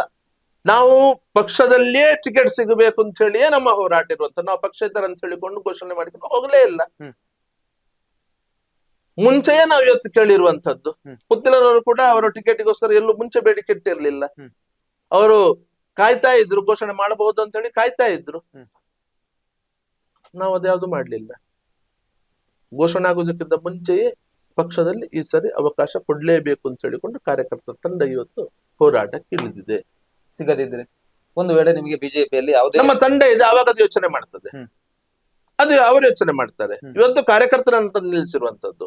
ಒಂದೇ ಮಾತು ಹೇಳಿದ್ರು, 6 ವರ್ಷ ನೀವು ಹೇಳಿದಂತ ನಾವು ಸುಮ್ನೆ ಕುತ್ಕೊಂಡ್ವಿ, ಆದ್ರೆ ಪಕ್ಷ ನಿಮ್ಮ ಇದಕ್ಕೆ ಬೆಲೆ ಕೊಡುವಂತ ಯೋಚನೆ ಮಾಡ್ಲಿಲ್ಲ. ಸಂಘದವ್ರು ಯಾರು ನಿಮ್ಮ ಬಗ್ಗೆ ಗಮನ ಕೊಡ್ಲಿಲ್ಲ. ಆದ್ರೂ ನೀವು ಹೇಳಿದಂತ ನಾವು ಸುಮ್ಮನೆ ಇದ್ವಿ. ಈ ಸರಿ ನಾವು ಹೇಳ್ತಾ ಇದ್ವಿ, ನಾವು ಹೇಳಿದಾಗೆ ನೀವು ಕೇಳಬೇಕು ಹೇಳಿದ್ದಾರೆ. ಪಕ್ಷದಲ್ಲೇ ನಾವು ಟಿಕೆಟ್ಗೆ ಬೇಡಿಕೆ ಇಡ್ತೇವೆ, ಹೋರಾಟ ಮಾಡ್ತೇವೆ. ಯಾವುದೇ ಕಾರಣಕ್ಕೆ ಪಕ್ಷೇತರ ವಿಚಾರ ತೆಗಿಬಾರ್ದು. ಟಿಕೆಟ್ ಸಿಗ್ಲಿಲ್ಲ ಅಂತ ಹೇಳಿ ಅನಿವಾರ್ಯ ಯಾವ್ದು ಕಾರಣ ಅದೇ ಹೇಳಿ ಸಕಾರಣ ಇಲ್ಲ. ವಿನಾಕಾರಣ ಏನಾದ್ರೂ ನಿರಾಕರಣೆ ಮಾಡಿದ್ರೆ ಆ ಸಮಯದಲ್ಲಿ ನಾವು ಏನು ಅಂತೇಳಿ ಕುತ್ಕೊಂಡು ಯೋಚನೆ ಮಾಡ್ತೇವೆ. ಅಲ್ಲಿ ತನಕ ಬೇರೆ ಯಾವುದೇ ವಿಚಾರ ಮಾತನಾಡ್ಲಿಕ್ಕಿಲ್ಲ. ಪಕ್ಷದ ಟಿಕೆಟ್ ಬಗ್ಗೆ ನಮ್ಮ ಹೋರಾಟ. ಅವಾಗ ಮತ್ತೆ ಅನಿವಾರ್ಯ ಆದ್ರೆ ಮತ್ತೆ ನಾವು ನಿರ್ಧಾರ ಮಾಡ್ತೇವೆ. ಏನ್ ನಿರ್ಧಾರ ನಮ್ಮ ತಂಡ ತಗೊಳ್ಳೋದು ಅದಕ್ಕೆ ನೀವು ಬದ್ಧರಾಗಿ ಇರಬೇಕು ಅಂತ ಹೇಳಿದ್ದಾರೆ. ಅಂದ್ರೆ ಈಗ ಬಿಜೆಪಿಯಲ್ಲಿ ಮತ್ತೆ ನಳಿನ್ ಕುಮಾರ್ ಗಡಿಗೆ ಟಿಕೆಟ್ ಸಿಗ್ತದೆ, ಕಾಂಗ್ರೆಸ್ ನಲ್ಲಿ ಈಗ ನಿಮ್ಮದೇ ಸಮುದಾಯದ ಒಬ್ಬರಿಗೆ ಟಿಕೆಟ್ ಸಿಗಬಹುದು. ನಿಮ್ಮ ನಡೆ ಏನು ಆಗ? ನಂದು ವೈಯಕ್ತಿಕ ಇಲ್ಲ ಅಂತ ಹೇಳಿದಲ್ಲ ನಾನು. ಈಗ ನಿಮ್ಮ ಸಮುದಾಯದ ನನ್ಗೋಸ್ಕರ ನಾನು MLA MP ಆಗ್ಲಿಕ್ಕೆ ಬಂದಿರೋದಲ್ಲ. ಈಗ ನಿಮ್ಮ ಸಮುದಾಯದ ಒಬ್ಬ ವ್ಯಕ್ತಿ ಕಾಂಗ್ರೆಸ್ ನಲ್ಲಿ ನಿಂತಾಗ ನೀವ್ ಏನ್ ಮಾಡ್ತೀರಾ? ನಾವು ಕಾಂಗ್ರೆಸ್ ಪಕ್ಷದಲ್ಲಿ ಯಾರಿಗೆ ಕೊಡ್ತಾರೆ ಅಂತ ಕೇಳಿರೋದು ಅಲ್ಲ, ಯಾರಿಗೆ ಕೊಡಬೇಕು ಅಂತ ಹೋರಾಟ ಮಾಡಿರೋದು ಅಲ್ಲ, ಮಾಡ್ತಾ ಇರೋದು ಅಲ್ಲ. ಬಿಜೆಪಿ ಪಕ್ಷದಲ್ಲಿ ನಾವು ಕೇಳ್ತಾ ಇರೋದು. ನೀವೊಂದು ಸಮುದಾಯದ ಮುಖಂಡರಾಗಿ ಕೂಡ ನಿಮ್ಮ ಸಮುದಾಯದ ಒಬ್ಬ ವ್ಯಕ್ತಿ ಸೋಲಿಕ್ಕೋಸ್ಕರ ಕೆಲಸ ಮಾಡಿ ಅದನ್ನ ಅಲ್ಲ ತಂಡ ಯೋಚನೆ ಮಾಡ್ತದೆ. ಎಷ್ಟು ಸರಿ ಎಷ್ಟು ತಪ್ಪು, ಯಾವ್ದು ಒಳ್ಳೇದು ಯಾವ್ದು ಕೆಟ್ಟದ್ದು, ಯಾವ್ದು ಸರಿ ಯಾವ್ದು ತಪ್ಪು ಅಂತ ಹೇಳಿಕೊಂಡು ಅವ್ರು ನಿರ್ಧಾರ ಮಾಡ್ತಾರೆ. ನಂದು ವೈಯಕ್ತಿಕ ಏನೂ ಇಲ್ಲ. ನನ್ನ ಅಭಿಪ್ರಾಯದಲ್ಲಿ ಹಂಚ್ಕೊಳ್ಬಹುದು ಅಷ್ಟೇ, ಏನು ಅಂತ ಹೇಳಿಕೊಂಡು ಅದು ಅವತ್ತಲ್ಲಿ ಹಂಚ್ಕೊಳ್ತೇನೆ. ಅದ್ರ ಬಗ್ಗೆ ಎಲ್ಲೋ ನನ್ನ ಮಾಧ್ಯಮದಲ್ಲಿ ಮಾತಾಡೋದು, ಅದೆಲ್ಲವೂ ಹಂಚಿಕೊಂಡಲ್ಲಿ ನಿರ್ಧಾರ ಆದ್ಮೇಲೆ ಆ ನಿರ್ಧಾರಕ್ಕೆ ನಾನು ಬದ್ಧಾಗಿರ್ತೇನೆ. ನನ್ನ ತೀರ್ಮಾನ ಅದು. ಅದಕ್ಕೆ ಟೀಮ್ ಸತ್ಯಜಿತ್ ಸುರತ್ಕಲ್ ಅಭಿಮಾನಿ ಬಳಗ ಅಂತ ಹೇಳಿದ್ರೆ ನಾನು ಏನ್ ಹೇಳ್ತೇನೆ ಅದನ್ನು ಅದು ಸರಿ ಇರ್ಲಿ ತಪ್ಪಿಲ್ಲ ಅದನ್ನು ಪಾಲನೆ ಮಾಡುವುದು. ಟೀಮ್ ಅಂತ ಹೇಳಿದ್ರೆ ಒಂದು ತಂಡ, ಅದು ಒಟ್ಟು ತಂಡದ ನಿರ್ಣಯ, ಒಟ್ಟು ತಂಡದ ಯೋಚನೆ, ಒಟ್ಟು ತಂಡದ ನಿರ್ಧಾರ. ಅಭಿಮಾನಿ ಬಳಗ ಅಂತ ಹೇಳಿ ಇರೋದು ನಾಯಕ ಏನ್ ಮಾಡ್ತಾರೆ, ಏನ್ ಹೇಳಿದ್ರು ಸರಿ, ಏನ್ ಹೇಳಿದ್ರು ತಪ್ಪಾದ್ರೂ ಅದು ಸರಿ ಅಂತ ಹೇಳಿಕೊಂಡು ಅವನ ಬೆನ್ನ ಹಿಂದೆ ಹೋಗುದು, ಅವ್ ತಗೊಳ್ಳೋ ನಿರ್ಧಾರದಲ್ಲಿ ಬೆನ್ನ ಹಿಂದೆ, ಅದಕ್ಕೆ ಅಭಿಮಾನಿ ಬಳಗ ಅಂತ ಹೇಳುದು. ನಾ ಅದನ್ನು ಬೆಳೆಸಿದವನಲ್ಲ, ನಾವು ತಂಡದ ನಿರ್ಣಯ, ನಂದಲ್ಲಿ ಅಭಿಪ್ರಾಯ ಮಾತ್ರ. ಈಗ ನಾನು ಹೇಳ್ತೇನೆ, ಈಗ ಬಿಜೆಪಿ ಬಿಲ್ಲವರಿಗೆ ಮಾಡಿರುವಂತಹ ಅನ್ಯಾಯಗಳನ್ನ ನಾನು ಹೇಳ್ತೇನೆ, ನಿಮ್ಗೆ ಮಾಡಿರುವಂತಹ ಅನ್ಯಾಯಗಳನ್ನು ಹೇಳ್ತೇನೆ. ಹೀಗಿದ್ದು ಕೂಡ ಮತ್ತೆ ಮತ್ತೆ ನೀವು ಬಿಜೆಪಿಯಲ್ಲಿ ಯಾಕೆ ಟಿಕೆಟ್ ಆಕಾಂಕ್ಷಿ ಅಂತ ನೀವು ಒಬ್ಬರಿಂದ ನಿಮ್ಗೆ ಸರಿ ಮಾಡ್ಲಿಕ್ಕೆ ಸಾಧ್ಯ ಇದೆಯಾ? ನಾನೊಬ್ಬ ನನ್ನ ಸಮುದಾಯ ಧ್ವನಿ ಆಗ್ತೇನೆ, ಇಷ್ಟೆಲ್ಲ ವಿರೋಧ ಇದ್ರು ಕೂಡ ನಾನು ಬಿಜೆಪಿ ಪಕ್ಷದಲ್ಲಿ ನನ್ನ ಸಮುದಾಯ ಧ್ವನಿ ಆಗ್ತೇನೆ ಅಂತ ಸಾಧ್ಯ ಇದೆಯಾ? ಅನ್ಯಾಯ ಆಗಿರೋದು ಯೋಚನೆ ಮಾಡಿಕೊಂಡು ಹೋದ್ರೆ 2 ಪಕ್ಷಗಳು ಮಾಡಿದೆ. ಯಾವ ಪಕ್ಷವು ನಮ್ಗೇನು ಬಹಳ ದೊಡ್ಡ ಗಂಟೆಯನ್ನು ಕೊಟ್ಟಿಲ್ಲ ಈ ಸಮಾಜಕ್ಕೆ, ಈ ಸಮುದಾಯಕ್ಕೆ ಇದೆ. ಅದು ಅದರ ಬಗ್ಗೆ ನಾನು ಚರ್ಚೆ ಮಾಡೋದಿಲ್ಲ ನಾನು. ಆದ್ರೆ ಇವತ್ತು ಬಿಲ್ಲವ ಸಮಾಜ 75% ಹೆಚ್ಚಿರುವುದಿಲ್ಲಿ ಕರಾವಳಿಯಲ್ಲಿ. ಅಲ್ಲ, ಯಾವ ಪಕ್ಷದ ಜೊತೆಯಲ್ಲಿರೋದು? ಬಿಜೆಪಿಯಲ್ಲಿ. ಮತ್ತೆ ನೀವು ಕಾಂಗ್ರೆಸ್ ಅಲ್ಲಿ ನ್ಯಾಯ ಕೇಳ್ತೀರಿ? ನೀವು ನ್ಯಾಯ ಕೊಡಬೇಕಾದವ್ರು ಯಾರು? ಅಂದ್ರೆ ಒಂದು ಅಲೆಯ ಜೊತೆ ನೀವು ಕೂಡ ಹೋಗ್ತಾ ಇದ್ದೀರಿ. ಅಲ್ಲ, ನ್ಯಾಯ ಕೊಡಬೇಕಾದವ್ರು ಯಾರು? ಇವತ್ತು ಸಮಾಜ, ಇಡೀ ಸಮಾಜ 75% ಬಿಜೆಪಿ ಪಕ್ಷ ಜೊತೆಯಲ್ಲಿ ಹಿಂದುತ್ವ ಹೆಸರನ್ನ ನಿಂತ್ಕೊಂಡಿರುವಾಗ ನ್ಯಾಯ ಕೊಡಬೇಕಾದವರು ಯಾರು? ನೀವು ಕೂಡ ಅಲ್ಲಿಯೇ ನ್ಯಾಯ ಕೇಳ್ತೀರಿ. ಅಲ್ಲಿಯೇ ನ್ಯಾಯ ಕೇಳುದು. ಹ್ಮ್.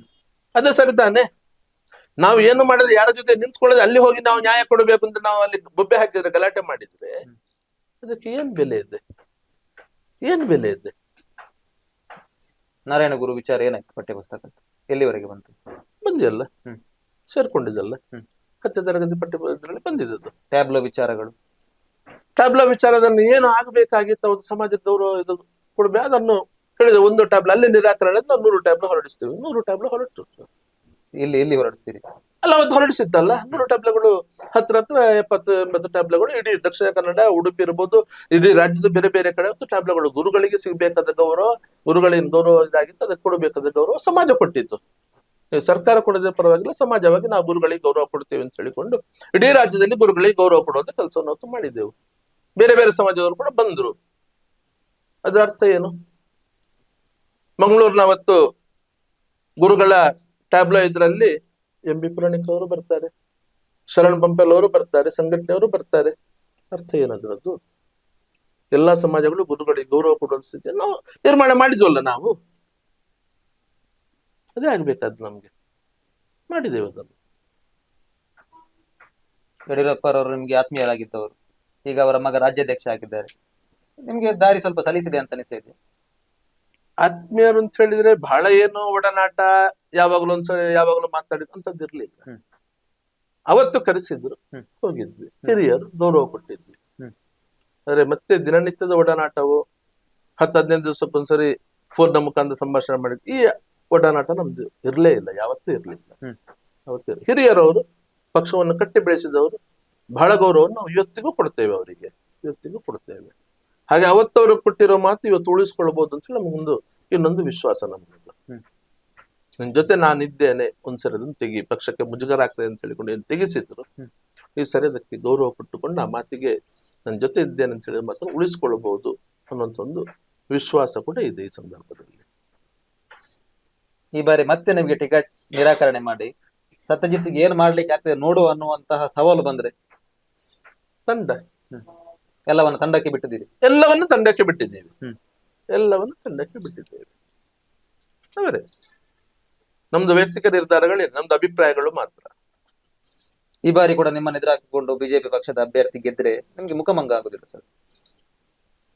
ನೋಡಿ, ಸೋಲು ಗೆಲುವು ವೈಯಕ್ತಿಕ ಮಾತ್ರ, ವಿಚಾರಗಳೇ ಅಲ್ಲ. ನಮ್ದು ಏನೇ ಹೋರಾಟ ಇದ್ರು ವೈಚಾರಿಕ ಹೋರಾಟ ನಮ್ದು. ಮತ್ತು ಪ್ರತಿ ಸರಿ ಒಬ್ಬನೇ ಗೆಲ್ಬೇಕನ್ನುವಂಥದ್ದು ಇಲ್ಲ. ಸ್ಪರ್ಧೆ ಅಂತ ಹೇಳಿದ್ದಾಗ, ಹೋರಾಟ ಇದ್ದಾಗ ಒಬ್ಬನೇ ಗೆಲ್ಲಿಕ್ಕಾಗೋದು, 10 ಜನ ಗೆಲ್ಲಿಕ್ಕಾಗೋದಿಲ್ಲ. ಒಬ್ಬನೇ ಗೆಲ್ಲಿಕ್ಕಾಗುವಂಥದ್ದು ಜೀವನದಲ್ಲಿ ಅದು ಸ್ವಾಭಾವಿಕ. ಅದು ಯಾರು ಸೋಲನ್ನು ಮತ್ತು ಗೆಲುವನ್ನು ಸಮಾನವಾಗಿ ಸ್ವೀಕಾರ ಮಾಡ್ತಾನೆ, ಅವನು ಇವತ್ತಲ್ಲ ನಾಳೆ ಮತ್ತೆ ಗೆಲುವನ್ನು ಸಾಧಿಸ್ತಾನೆ ಅನ್ನುವಂಥದ್ದು ಇರುವಂತದ್ದು. ನಾವು ಆ ರೀತಿ ಮನೋಭಾವ, ಎಲ್ಲವನ್ನು ಸಮಾನಾಗಿ ಸ್ವೀಕಾರ ಮಾಡಿಕೊಂಡು ಮುನ್ನಡೆಯುವವರು. ಆದ್ರೆ ಅದಕ್ಕೋಸ್ಕರ ಅಂತ ಹೇಳಿಕೊಂಡು ಗೆಲುವಿಗೋಸ್ಕರ ನ್ಯಾಯವನ್ನು ಬಿಟ್ಟು, ಸತ್ಯವನ್ನು ಬಿಟ್ಟು, ಧರ್ಮವನ್ನು ಬಿಟ್ಟು, ಅನ್ಯಾಯದ ಹಾದಿ ಹಿಡಿದು, ಅಧರ್ಮದ ಹಾದಿ ಹಿಡಿದು, ಒಳಮಾರ್ಗದಿಂದೆಲ್ಲ ಗೆಲ್ಲುವಂಥದ್ದು ನಮ್ಗೆ ಯೋಚನೆ ಇಲ್ವೇ ಇಲ್ಲ. ಏನಿದ್ರು ಸತ್ಯದ ಯಾವತ್ತು ನೇರವಾಗಿ. ಅದು ನಾನು ನಿಮ್ಗೊಂದು ಚಾಲೆಂಜ್ ಮಾಡ್ತೇನೆ ಸಚಿತ್ ಅವರೇ, ಏನಂದ್ರೆ ಒಂದು ವೇಳೆ ನಿಮಗೆ ಟಿಕೆಟ್ ಸಿಗದೇ ಇದ್ರೆ ನಿಮ್ಮ ಸಮುದಾಯದವರು ಕೂಡ ನಿಮ್ ಜೊತೆ ಬರೋದಿಲ್ಲ. ಸತ್ಯಜಿತ್ ಇವತ್ತಿನ ತನಕ ಹೋರಾಟ ಮಾಡಿದ್ದು, ಯಾರೋ ಬಂದು ನಿಂತ್ಕೊಳ್ತಾರೆ, ಇನ್ಯಾರೋ ನನ್ನ ಕೈ ಹಿಡಿತಾರೆ, ಇನ್ಯಾರೋ ನನ್ನ ಮೇಲೆ ಹಾಕ್ತಾರ ಅಂತ ನಂಬಿಕೆಯಿಂದಲ್ಲ.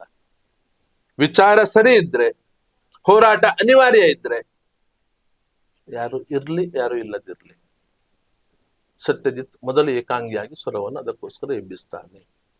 ಇಷ್ಟು ದೊಡ್ಡ ಕ್ಷೇತ್ರದಲ್ಲಿ ಸತ್ಯಜಿತ್ ಅವರದ್ದು ಸಣ್ಣ ಧ್ವನಿ ಅಂತ ಅನಿಸ್ತದೆ? ಖಂಡಿತ ಇಲ್ಲ. 6 ವರ್ಷ ಯಾವುದೇ ಜವಾಬ್ದಾರಿ ಇಲ್ಲದಂತ ಒಬ್ಬ ವ್ಯಕ್ತಿ ಇನ್ನೂ ಇಷ್ಟು ಗಟ್ಟಿಯಾಗಿ ಸ್ವರವನ್ನು ಎಬ್ಬಿಸಬಹುದು ಅಂತ ಹೇಳಿ ಆದ್ರೆ, ಸಾವಿರಾರು ಜನ ಕಾರ್ಯಕರ್ತರು ಅದಕ್ಕೋಸ್ಕರ ಆ ಸ್ವರ ಜೊತೆಯಲ್ಲಿ ತಮ್ಮ ಸ್ವರವನ್ನು ಜೋಡಿಸಲಿಕ್ಕೋಸ್ಕರ ಬಂದು ನಿಂತ್ಕೊಳ್ಬಹುದು ಅಂತ ಹೇಳಿ ಆದ್ರೆ, ಸಂಘಟನೆಯ ರಾಜ್ಯದ ಜವಾಬ್ದಾರಿಯವರು, ಜಿಲ್ಲೆಯ ಜವಾಬ್ದಾರಿಯವರು, ವಿಭಾಗ ಜವಾಬ್ದಾರಿಯವರು ತಮ್ಗೆ ನಾಳೆ ಏನು ಆಗ್ಬಹುದು ಅಂತ ಹೇಳಿಕೊಂಡು ಅದನ್ನು ಯಾವುದನ್ನು ಲೆಕ್ಕಿಸದೆ ಬಂದು ವೇದಿಕೆಯನ್ನು ಹಂಚ್ಕೊಳ್ಬಹುದು ಅಂತ ಹೇಳಿ ಆದ್ರೆ, ಇದು ಸಣ್ಣ ಸ್ವರ ಅಂತ ಹೇಳ್ತೀರಾ? ನಿನ್ನೆ ಅಲಂಗಾರ ಗ್ರಾಮಕ್ಕೆ ಹೋಗಿದ್ದೆ. ಒಂದು ಗ್ರಾಮ, ಒಂದು ಹತ್ರ ರಾಮಕುಂಜ ಅಲಂಗಾರ, ಒಂದು 5-6 ಕಿಲೋಮೀಟರ್ ವ್ಯಾಪ್ತಿಯವರು ಒಂದು 100-125 ಜನ ಸೇರಿದ್ರು, 105 ಜನ ಸೇರಿದ್ರು. ಇದು ಸಣ್ಣ ಧ್ವನಿ. ಇದು ಜವಾಬ್ದಾರಿ ಸಂಘಟನೆಯಲ್ಲಿ ಪಕ್ಷದಲ್ಲಿ ಜವಾಬ್ದಾರಿ ಇದ್ದವ್ರು ನನ್ನ ಜೊತೆ ಬಂದು ನಿಂತ್ಕೊಂಡ್ರು. ಜನ ಸೇರುದು ಬೇರೆ, ಆ ಜನ ಓಟ್ ಆಗಿ ಪರಿವರ್ತನೆ ಆಗುದು ಬೇರೆ ಅಲ್ಲ. ಅಲ್ಲ, ಕಾರ್ಯಕರ್ತರೇ ಸಂಘಟನೆಯಲ್ಲಿ ತೊಡಗಿಸಿಕೊಂಡವರೇ ಹಿಂದೆ ಕಾರ್ಯಕರ್ತರಾಗಿದ್ದವರೇ ಬಂದು ನಿಂತ್ಕೊಳ್ತಾರೆ ಅಂತ ಹೇಳಿ ಆದ್ರೆ ನಾಳೆ ಇಂತಹ ಸ್ಥಿತಿ ಬರಬಹುದು ಅಂತ ಹೇಳಿಕೊಂಡು ಅವ್ರು ಯಾರು ಅಷ್ಟು ತಿಳಿದ ಮೂಡ್ರು ಅವರು. ಅದು ನಾನು ಕಾರ್ಕಳದಲ್ಲಿ ಕೂಡ ಬಹಳ ಪ್ರತ್ಯಕ್ಷವಾಗಿ ನೋಡಿದ್ದೇನೆ. ಪ್ರಮೋದ್ ಮುತಾಲಿಕ್ ಮೊದಲಿಗೆ ಬಾರಿ ಬರುವಾಗ ಸೇರ್ತಾ ಇದ್ದ ಜನ ತೆಗೆದುಕೊಳ್ಳುತ್ತಿರುವ ಸೆಲ್ಫಿ ಕೊನೆಗೆ ಓಟ್ ಆಗುವಾಗ ಏನಾಯ್ತು ಅಂತ ನಿಮ್ಗೆ ಗೊತ್ತಿದೆ ಅಲ್ಲ. ಹಾಗಾಗಿ ನಿಮ್ಮ ಹಿಂದೆ ಇರುವಂತ ಈ ಜನ ಕೂಡ ನಿಮ್ಗೆ ಅನ್ಸುತ್ತೆ ಇವರು ನನಗೆ ನಾಳೆ ಓಟ್ ಹಾಕ್ತಾರೆ ಅಂತ ಅನಿಸ್ತಾ ಇದೆ. ಅವರೇ ನಿಂತ್ಕೊಂಡು ನನ್ನನ್ನು ತಂದಿರುವುದಲ್ಲ. ಹ್ಮ್. ಮತ್ತೆ ವಿಚಾರಕ್ಕೆ ಒಂದು ಸರಿ ಎಬ್ಬಿಸಿದಾಗ ಸ್ವರವನ್ನು, ವೈಚಾರಿಕ ಇದಕ್ಕೆ ವೈಯಕ್ತಿಕ ಸ್ವಾರ್ಥಕ್ಕಲ್ಲ, ವೈಚಾರಿಕ ಇದರಲ್ಲಿ ಎಬ್ಬಿಸಿದಾಗ ಅದು ಇವತ್ತೇ ಫಲ ಕೊಡ್ತದೆ ಅಂತ ಹೇಳಿಲ್ಲ. ಹೋರಾಟ ಮಾಡುವನು ಯಾವತ್ತು ಕೂಡ ಈ ಕ್ಷಣದಲ್ಲಿ ಅದಕ್ಕೆ ಫಲ ಸಿಗಬೇಕು ಅಂತ ಯೋಚನೆ ಮಾಡಿಕೊಂಡು ಹೋರಾಟ ಮಾಡಿದ್ರೆ ಅವನು ಸೋತಾಗ ಸುಣ್ಣಾಗಿ ಹೋಗ್ತಾನೆ. ಯಾರ 5 ವರ್ಷ ನಂತರ 10 ವರ್ಷ ನಂತರದ ಫಲ ತೆಗೆಯುವಂತ ಯೋಚನೆ ಇಟ್ಟುಕೊಂಡು ಹೋರಾಟಕ್ಕಿಳಿತಾನೆ ಅವನು ಯಾವತ್ತ ಆ ಹೋರಾಟದಲ್ಲಿ ಯಶಸ್ವಿ ಆಗ್ತಾನೆ. ಇವತ್ತು ಸೋತ್ರು ನಾಳೆ ಯಶಸ್ವಿ ಆಗ್ತಾನೆ. ಇವತ್ತು ಸತ್ಯಜಿತ್ ಎಬ್ಬಿಸಿರೋ ಸ್ವರ ಏನಿದೆ, ಕಳೆದ 6 ವರ್ಷದಲ್ಲಿ, ಕಳೆದ 2-3 ವರ್ಷದಲ್ಲಿ ಅದರ ಫಲಗಳು ಕಾಣ್ಲಿಕ್ಕೆ ಶುರುವಾಗಿದೆ. ಬೇರೆ ಬೇರೆ ರೀತಿಯಲ್ಲಿ ಇವತ್ತು ಫಲಗಳು ಕಾಣ್ತಾ ಇದೆ. ಈ ಸ್ವರ ಕೂಡ ಇವತ್ತು ಬೇರೆ ಫಲಗಳನ್ನು ಕೊಡುತ್ತದೆ. ಅಂತಿಮ ವಿಶ್ವಾಸ, ಅಂತಿಮ ಜಯ ಇದು ಸತ್ಯದ್ದೇ ಆಗುವಂಥದ್ದು. ಹಾಗಾಗಿ ಆ ವಿಶ್ವಾಸ ಇದೆ ನಂಗೆ. ಈ ನೆಲದಲ್ಲಿ ಯಾವತ್ತೂ ಸತ್ಯ ಸಾಯಲಿಲ್ಲ, ಸತ್ಯ ಸೋಲ್ಲೂ ಇಲ್ಲ, ಧರ್ಮವೂ ಸಾಯಲಿಲ್ಲ, ಧರ್ಮವೂ ಸೋಲಿಲ್ಲ. ಇಲ್ಲಿ ಧರ್ಮವೇ ಗೆಲ್ಲುವಂಥದ್ದು, ಸತ್ಯವೇ ಗೆಲ್ಲುವಂಥದ್ದು. ಇವತ್ತಲ್ಲ ನಾಳೆ ಆ ಸ್ಥಿತಿಗೆ ಮತ್ತೆ ಬರ್ತದೆ. ಆ ವಿಶ್ವಾಸ ಇಟ್ಟುಕೊಂಡೆ ನಾನು ಹೋರಾಟ ಮಾಡುವವನು, ಆ ವಿಶ್ವಾಸ ಇಟ್ಟುಕೊಂಡೇ ಮಾಡುವನು ನಾನು. ರಾಮ ಅಂತಿಮ ಗೆಲುವು ಅಲ್ಲಿ ಸಾಧಿಸಬೇಕಿದ್ರೆ 14 ವರ್ಷ ಅರಣ್ಯವಾಸದಲ್ಲಿದ್ದ. ಪಾಂಡವರು 12 ವರ್ಷ ವನವಾಸದಲ್ಲಿದ್ರು, 1 ವರ್ಷ ಅಜ್ಞಾತವಾಸದಲ್ಲಿದ್ರು. ಆ ನಂತರ ಅವರು ಸತ್ಯಕ್ಕೆ ನ್ಯಾಯಕ್ಕೆ ಗೆಲುವಾಗಿರುವಂಥದ್ದು. ಆ ನಂತರ ಅವರು ಮತ್ತೆ ಅಧಿಕಾರವನ್ನು ಪಡ್ಕೊಂಡಿರುವಂಥದ್ದು.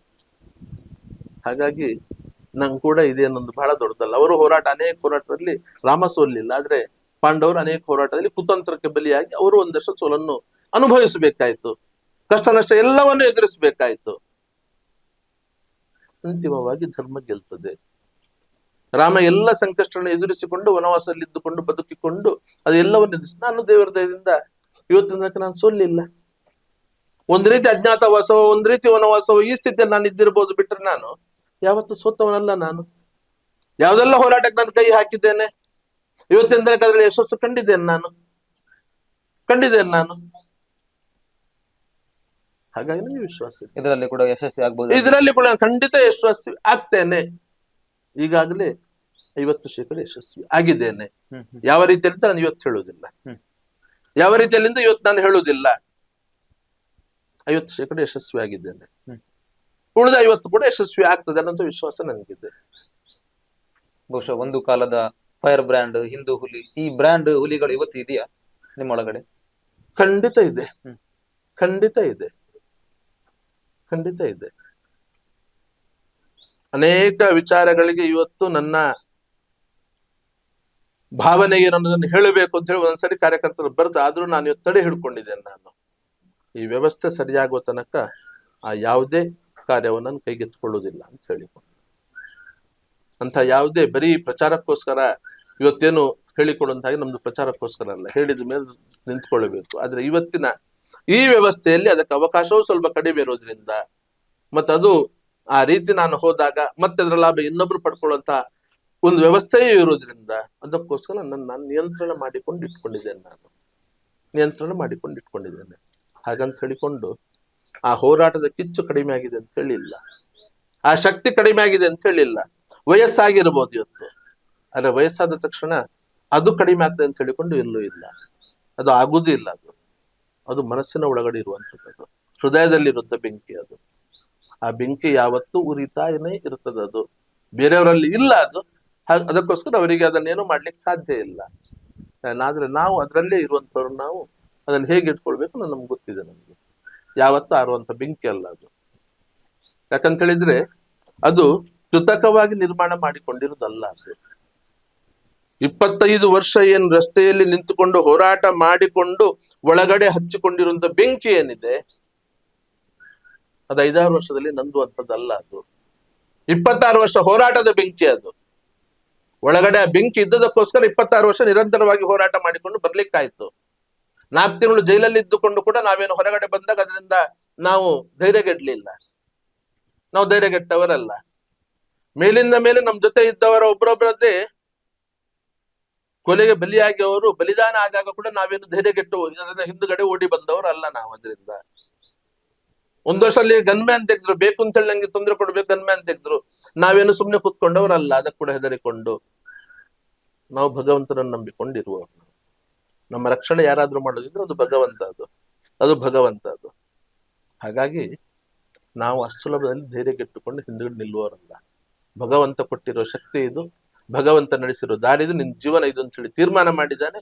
ಹಾಗಾಗಿ ಯಾವುದೇ ಕಾರಣಕ್ಕೂ ಕೂಡ ನಾವು ಸುಮ್ಮನೆ ಕುತ್ಕೊಳ್ಳೋರು ಅಲ್ಲ.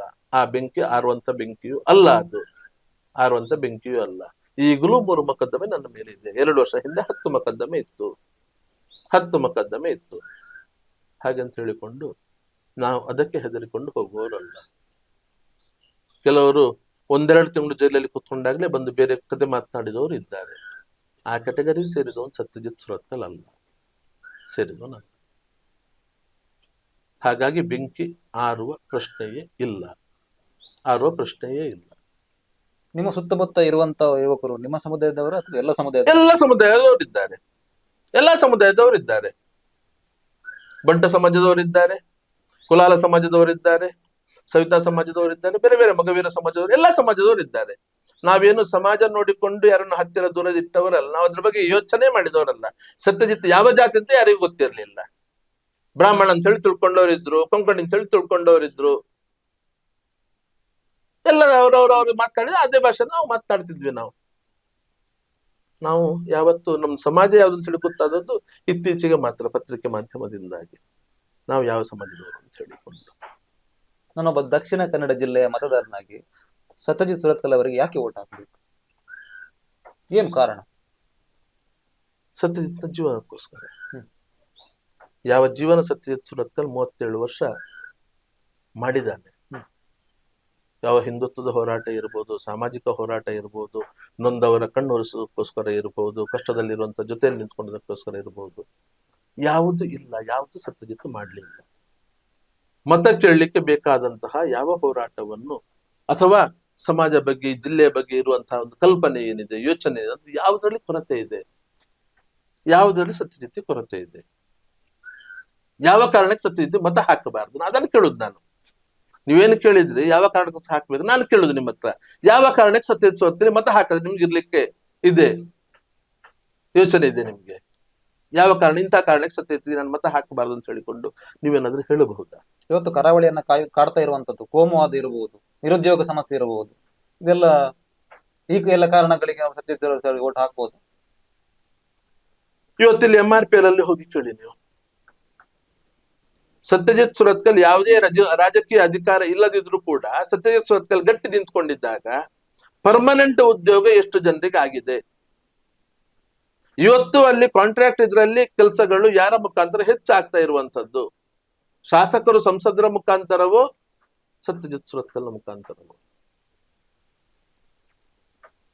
ಜಾಗ ಕಳ್ಕೊಂಡವರಿಗೆ ಅಲ್ಲಿ ಕೆಲಸ ತೆಗೆಸಿಕೊಟ್ಟಿರೋದು ಸತ್ಯಜಿತ್ ಸುರತ್ಕಲ್ನ ನೇತೃತ್ವದಲ್ಲಿ ಆಗಿರೋ ಹೋರಾಟದಿಂದ ಆಗಿರೋದು, ಶಾಸಕ ಸಂಸದರಿಂದಾಗಿ, ಸಚಿವರಿಂದಾಗಿ ಇಲ್ಲಿ ಆಗಿರೋದು. ಅಲ್ಲಿ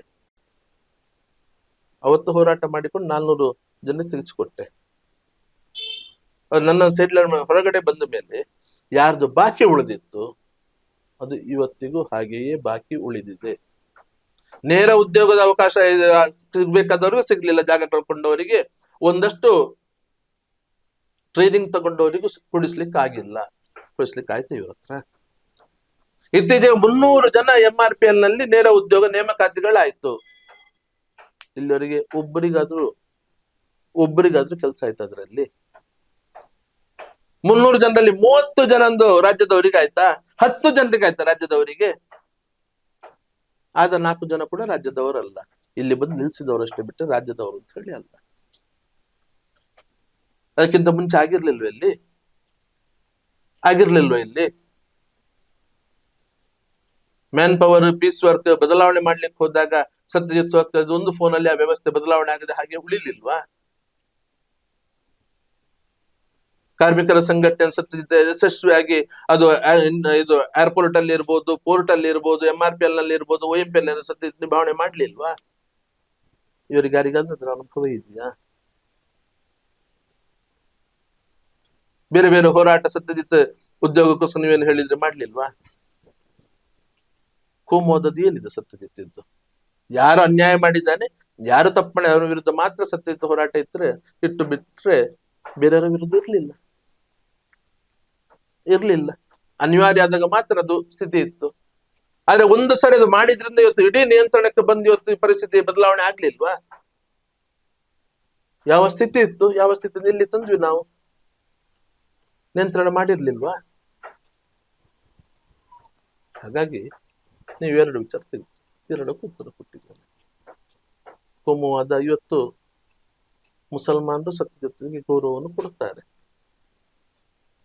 ಆದ್ರೆ ಯಾರು ಅನ್ಯಾಯ ಮಾಡ್ತಾನೆ, ಯಾರು ದುರುಪಯೋಗ ಮಾಡಿಕೊಳ್ತಾನೆ, ದೇಶ ವಿರೋಧಿ ಚಟುವಟಿಕೆಯಲ್ಲಿ ಭಾಗವಹಿಸ್ತಾನೆ, ಅವರ ಜೊತೆ ಯಾವತ್ತೂ ಸತ್ಯಜಿತ್ ಸುರತ್ಕಲ್ ರಾಜಿ ಮಾಡಿಕೊಂಡವನಲ್ಲ. ಮುಸಲ್ಮಾನರ ವಿರುದ್ಧ ಆಗ್ಲಿ, ಕ್ರಿಶ್ಚಿಯನ್ರ ವಿರುದ್ಧ ಆಗ್ಲಿ ನಂಗೆ ವೈಯಕ್ತಿಕ ದ್ವೇಷ ಏನೂ ಇಲ್ಲ. ಆದ್ರೆ ದೇಶ ವಿರೋಧಿ ಕೃತ್ಯ ಮಾಡುವವರು, ಸಮಾಜಘಾತಕ ಕೃತ್ಯ ಮಾಡುವವರು, ಮತಾಂತರದ ಚಟುವಟಿಕೆಯಲ್ಲಿ ತೊಡಗಿಸಿಕೊಂಡವರು, ಇಂಥವರನ್ನು ಸತ್ಯಜಿತ್ ಸುರತ್ಕಲ್ ಯಾವತ್ತೂ ಕ್ಷಮಿಸುವುದಿಲ್ಲ. ನಿಮ್ಮ ಮೇಲೆ ಇನ್ನೊಂದು ಆರೋಪ ಇದೆ, ನೀವು ಕಾಂಗ್ರೆಸ್ ವಿರುದ್ಧ ಯಾವುದೇ ಧ್ವನಿ ಎತ್ತುವುದಿಲ್ಲ, ಏನಿದ್ರು ಕೂಡ ಬಿಜೆಪಿ ವಿರುದ್ಧ, ಬಿಜೆಪಿ ಅಧಿಕೃತ ಅಭ್ಯರ್ಥಿಗಳ ವಿರುದ್ಧ ಮಾತ್ರ ಅಂತ ಒಂದು ಆರೋಪ ಇದೆ.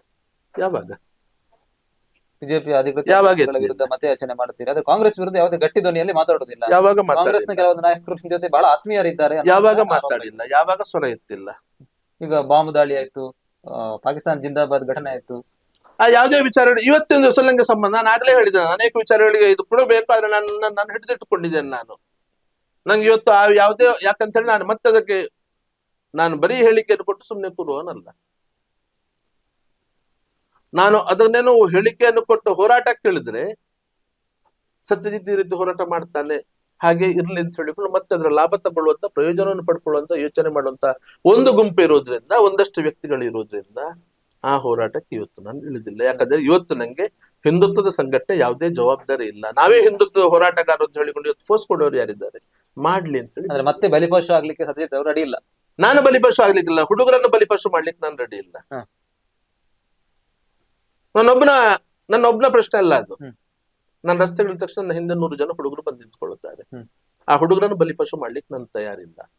ಹೇಳಿದ್ದು ಹಿಂದುತ್ವ, ನಮ್ಮಂದಾಗೆ ಹಿಂದುತ್ವ, ನಾವು ಬಂದದ್ದು ಅಂತ ಹೇಳ್ತಾರೆ. ಬರ್ಲಿ, ಅವ್ರು ಮಾಡ್ಲಿ. ಅವರು ನಾವು ಹಿಂದುತ್ವವನ್ನು ಬಿಟ್ಟಿದ್ದೇವೆ ಅಂತ ಹೇಳಿಲ್ಲ, ಉಳಿದವರು ಮಾಡ್ಬೇಕಲ್ಲ. ಹಿಂದುತ್ವ ಹೆಸರು ರಾಜಕೀಯ ಅಧಿಕಾರವನ್ನು ಪಡ್ಕೊಳ್ತಾರಲ್ಲ. ನಾವೇ ಹೋರಾಟ ಮಾಡಿದವರು, ನಮ್ಮಿಂದಾಗಿ ಪಕ್ಷ ಈ ರೀತಿ ಬಂದಿರೋದು, ಈ ಸ್ಥಿತಿ ಬಂದಿರೋದು ಅಂತ ಹೇಳಿಕೊಂಡು ಫೋರ್ಸ್ ಕಟ್ಟುಕೊಂಡು ಹೋಗ್ತಾರಲ್ಲ.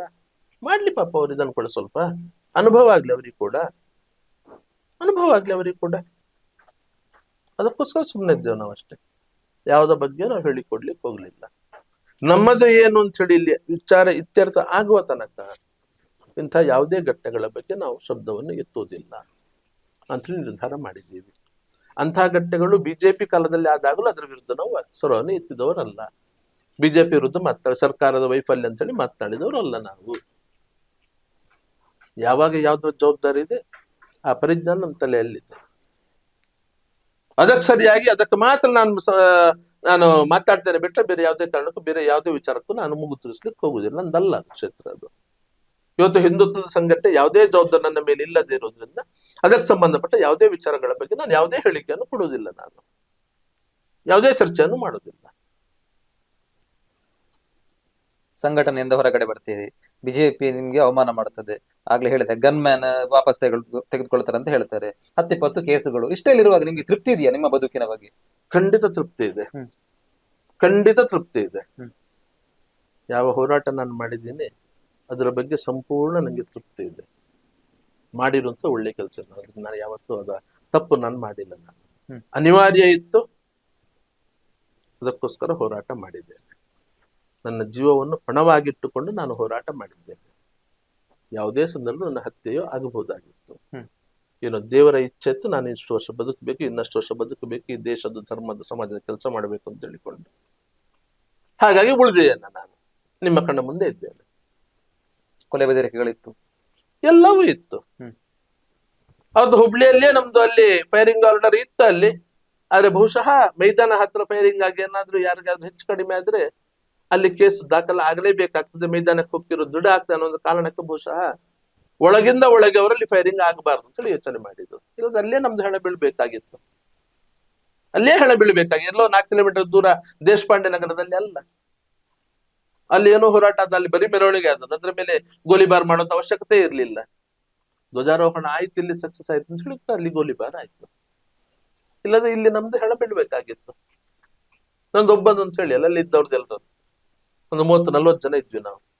3 ಜನ ಗ್ರೌಂಡ್ ಒಳಗಡೆ ಹೋಗ್ಲಿಕ್ಕೆ ಯಶಸ್ವಿ ಅದು, ಉಳಿದವರು ಹೊರಗಡೆ ಇದ್ರು, ಬರ್ಲಿಕ್ಕೆ ಆಗಿರ್ಲಿಲ್ಲ ಅಷ್ಟೇ.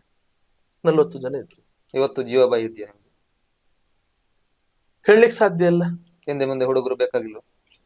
ನಾನು ಮನೆಯಿಂದ ಹೊರಡ್ಬೇಕಿದ್ರೆ 3 ಜನ ಇರ್ತಾರೆ, ಡ್ರೈವರ್ ಇರ್ತಾರೆ, ಇನ್ನೊಬ್ರು ಯಾರಾದ್ರೂ ಕೆಲಸ ಅಡ್ಜಸ್ಟ್ ಮಾಡಿಕೊಂಡು ಬಂದು ಕೂತ್ಕೊಳ್ತಾರೆ.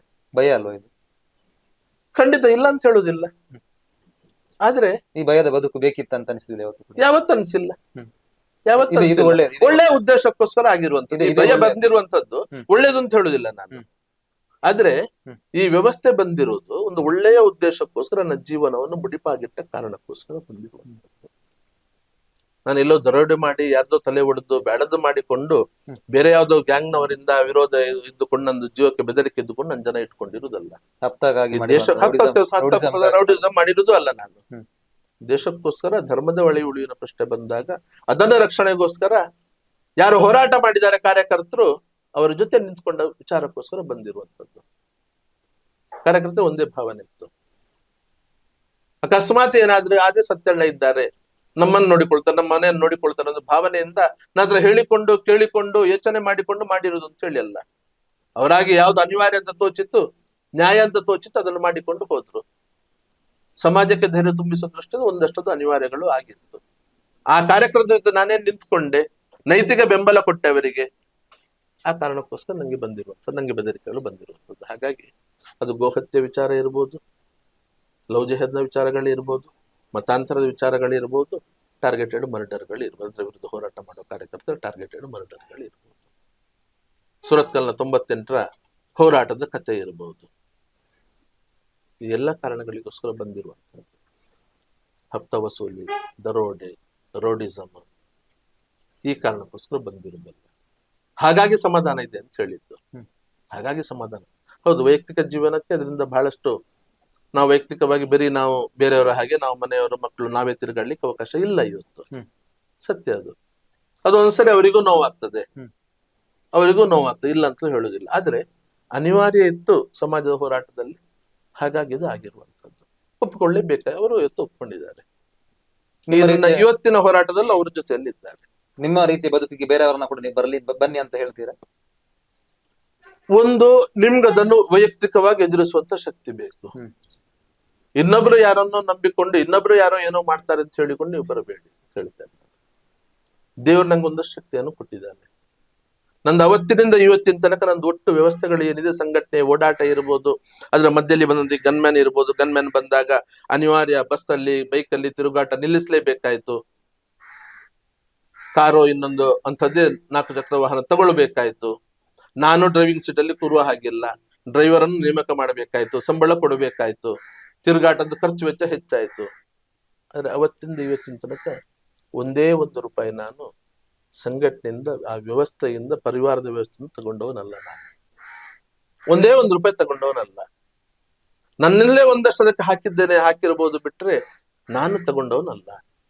ನನ್ನ ವ್ಯವಹಾರದಿಂದ ಅದೆಲ್ಲವನ್ನು ಜೋಡಿಸಿಕೊಂಡು ಹೋದವನು ನಾನು. ಹಾಗಾಗಿ ಇವತ್ತು ಸಾಲದಲ್ಲಿ ಒಂದಷ್ಟು ಮುಳುಗಿದೆ. ಅದಕ್ಕೆ ನಮ್ಗೆ ಇವತ್ತು ವಿಶ್ವಾಸ ಇದೆ, ಆ ಸಾಲವನ್ನು ಮತ್ತೆ ತುಂಬಿಸುವಂತಹ, ತೀರಿಸುವಂತಹ ಶಕ್ತಿ ಭಗವಂತ ನಂಗೆ ಈ ವ್ಯವಹಾರದಲ್ಲಿ ಕೊಟ್ಟಿದ್ದಾನೆ.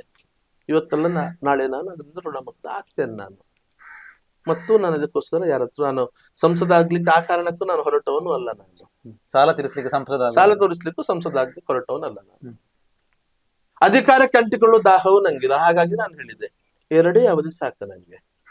ಮೊನ್ನೆ ಕಾರ್ಯಕ್ರಮದಲ್ಲೇ ನೇರವಾಗಿ ಹೇಳಿದೆ, ಸೀಟು ಕೊಟ್ಟು ನೀವು ಅಪೇಕ್ಷೆ ಪಡ್ತೀರಾ, ನೀವು ನಮ್ಗೆ ಪ್ರೆಸ್ ಮೀಟ್ ಮಾಡ್ಲಿಕ್ಕೆ ನೀವು ಅವಕಾಶ ಕೊಡ್ತೀರಾ, ನಾನು ಅದನ್ನು ಘೋಷಣೆ ಮಾಡ್ಲಿಕ್ಕೆ ಅವಕಾಶ ಕೊಡ್ತೀರಾ? ನಂಗೆ ಸೀಟು ಕೊಟ್ಟು 24 ಗಂಟೆ ಒಳಗಡೆ ನಾನು ಪತ್ರಿಕಾಗೋಷ್ಠಿ ಕರೆದು ನಾನು ಘೋಷಣೆ ಮಾಡ್ತೇನೆ. 3ನೇ ಅವಧಿಗೆ ಬೇರೆಯವರನ್ನು ಇವತ್ತಿಂದಲೇ ತಯಾರು ಮಾಡಿ. ನಾನು ಬೇಕಿದ್ರೆ ಯಾರನ್ನ ಬೆಳೆಸ್ಬೇಕು, ಬೆಳೆಸಿ ನನ್ನ ಜೊತೆಲಿ ಕರ್ಕೊಂಡು ಹೋಗಿ, ನಂಗೆ ಎರಡೇ ಅವಧಿ ಸಾಕು. ಜೀವನ ಪೂರ್ತಿ ಅಧಿಕಾರಕ್ಕೆ ಅಂಟಿಕೊಳ್ಳುವನಲ್ಲ. ಅದಾದ ನಂತರ ಕೂಡ ಸುಮ್ಮನೆ ಕೂತ್ಕೊಳ್ಳೋದಿಲ್ಲ ನಾನು.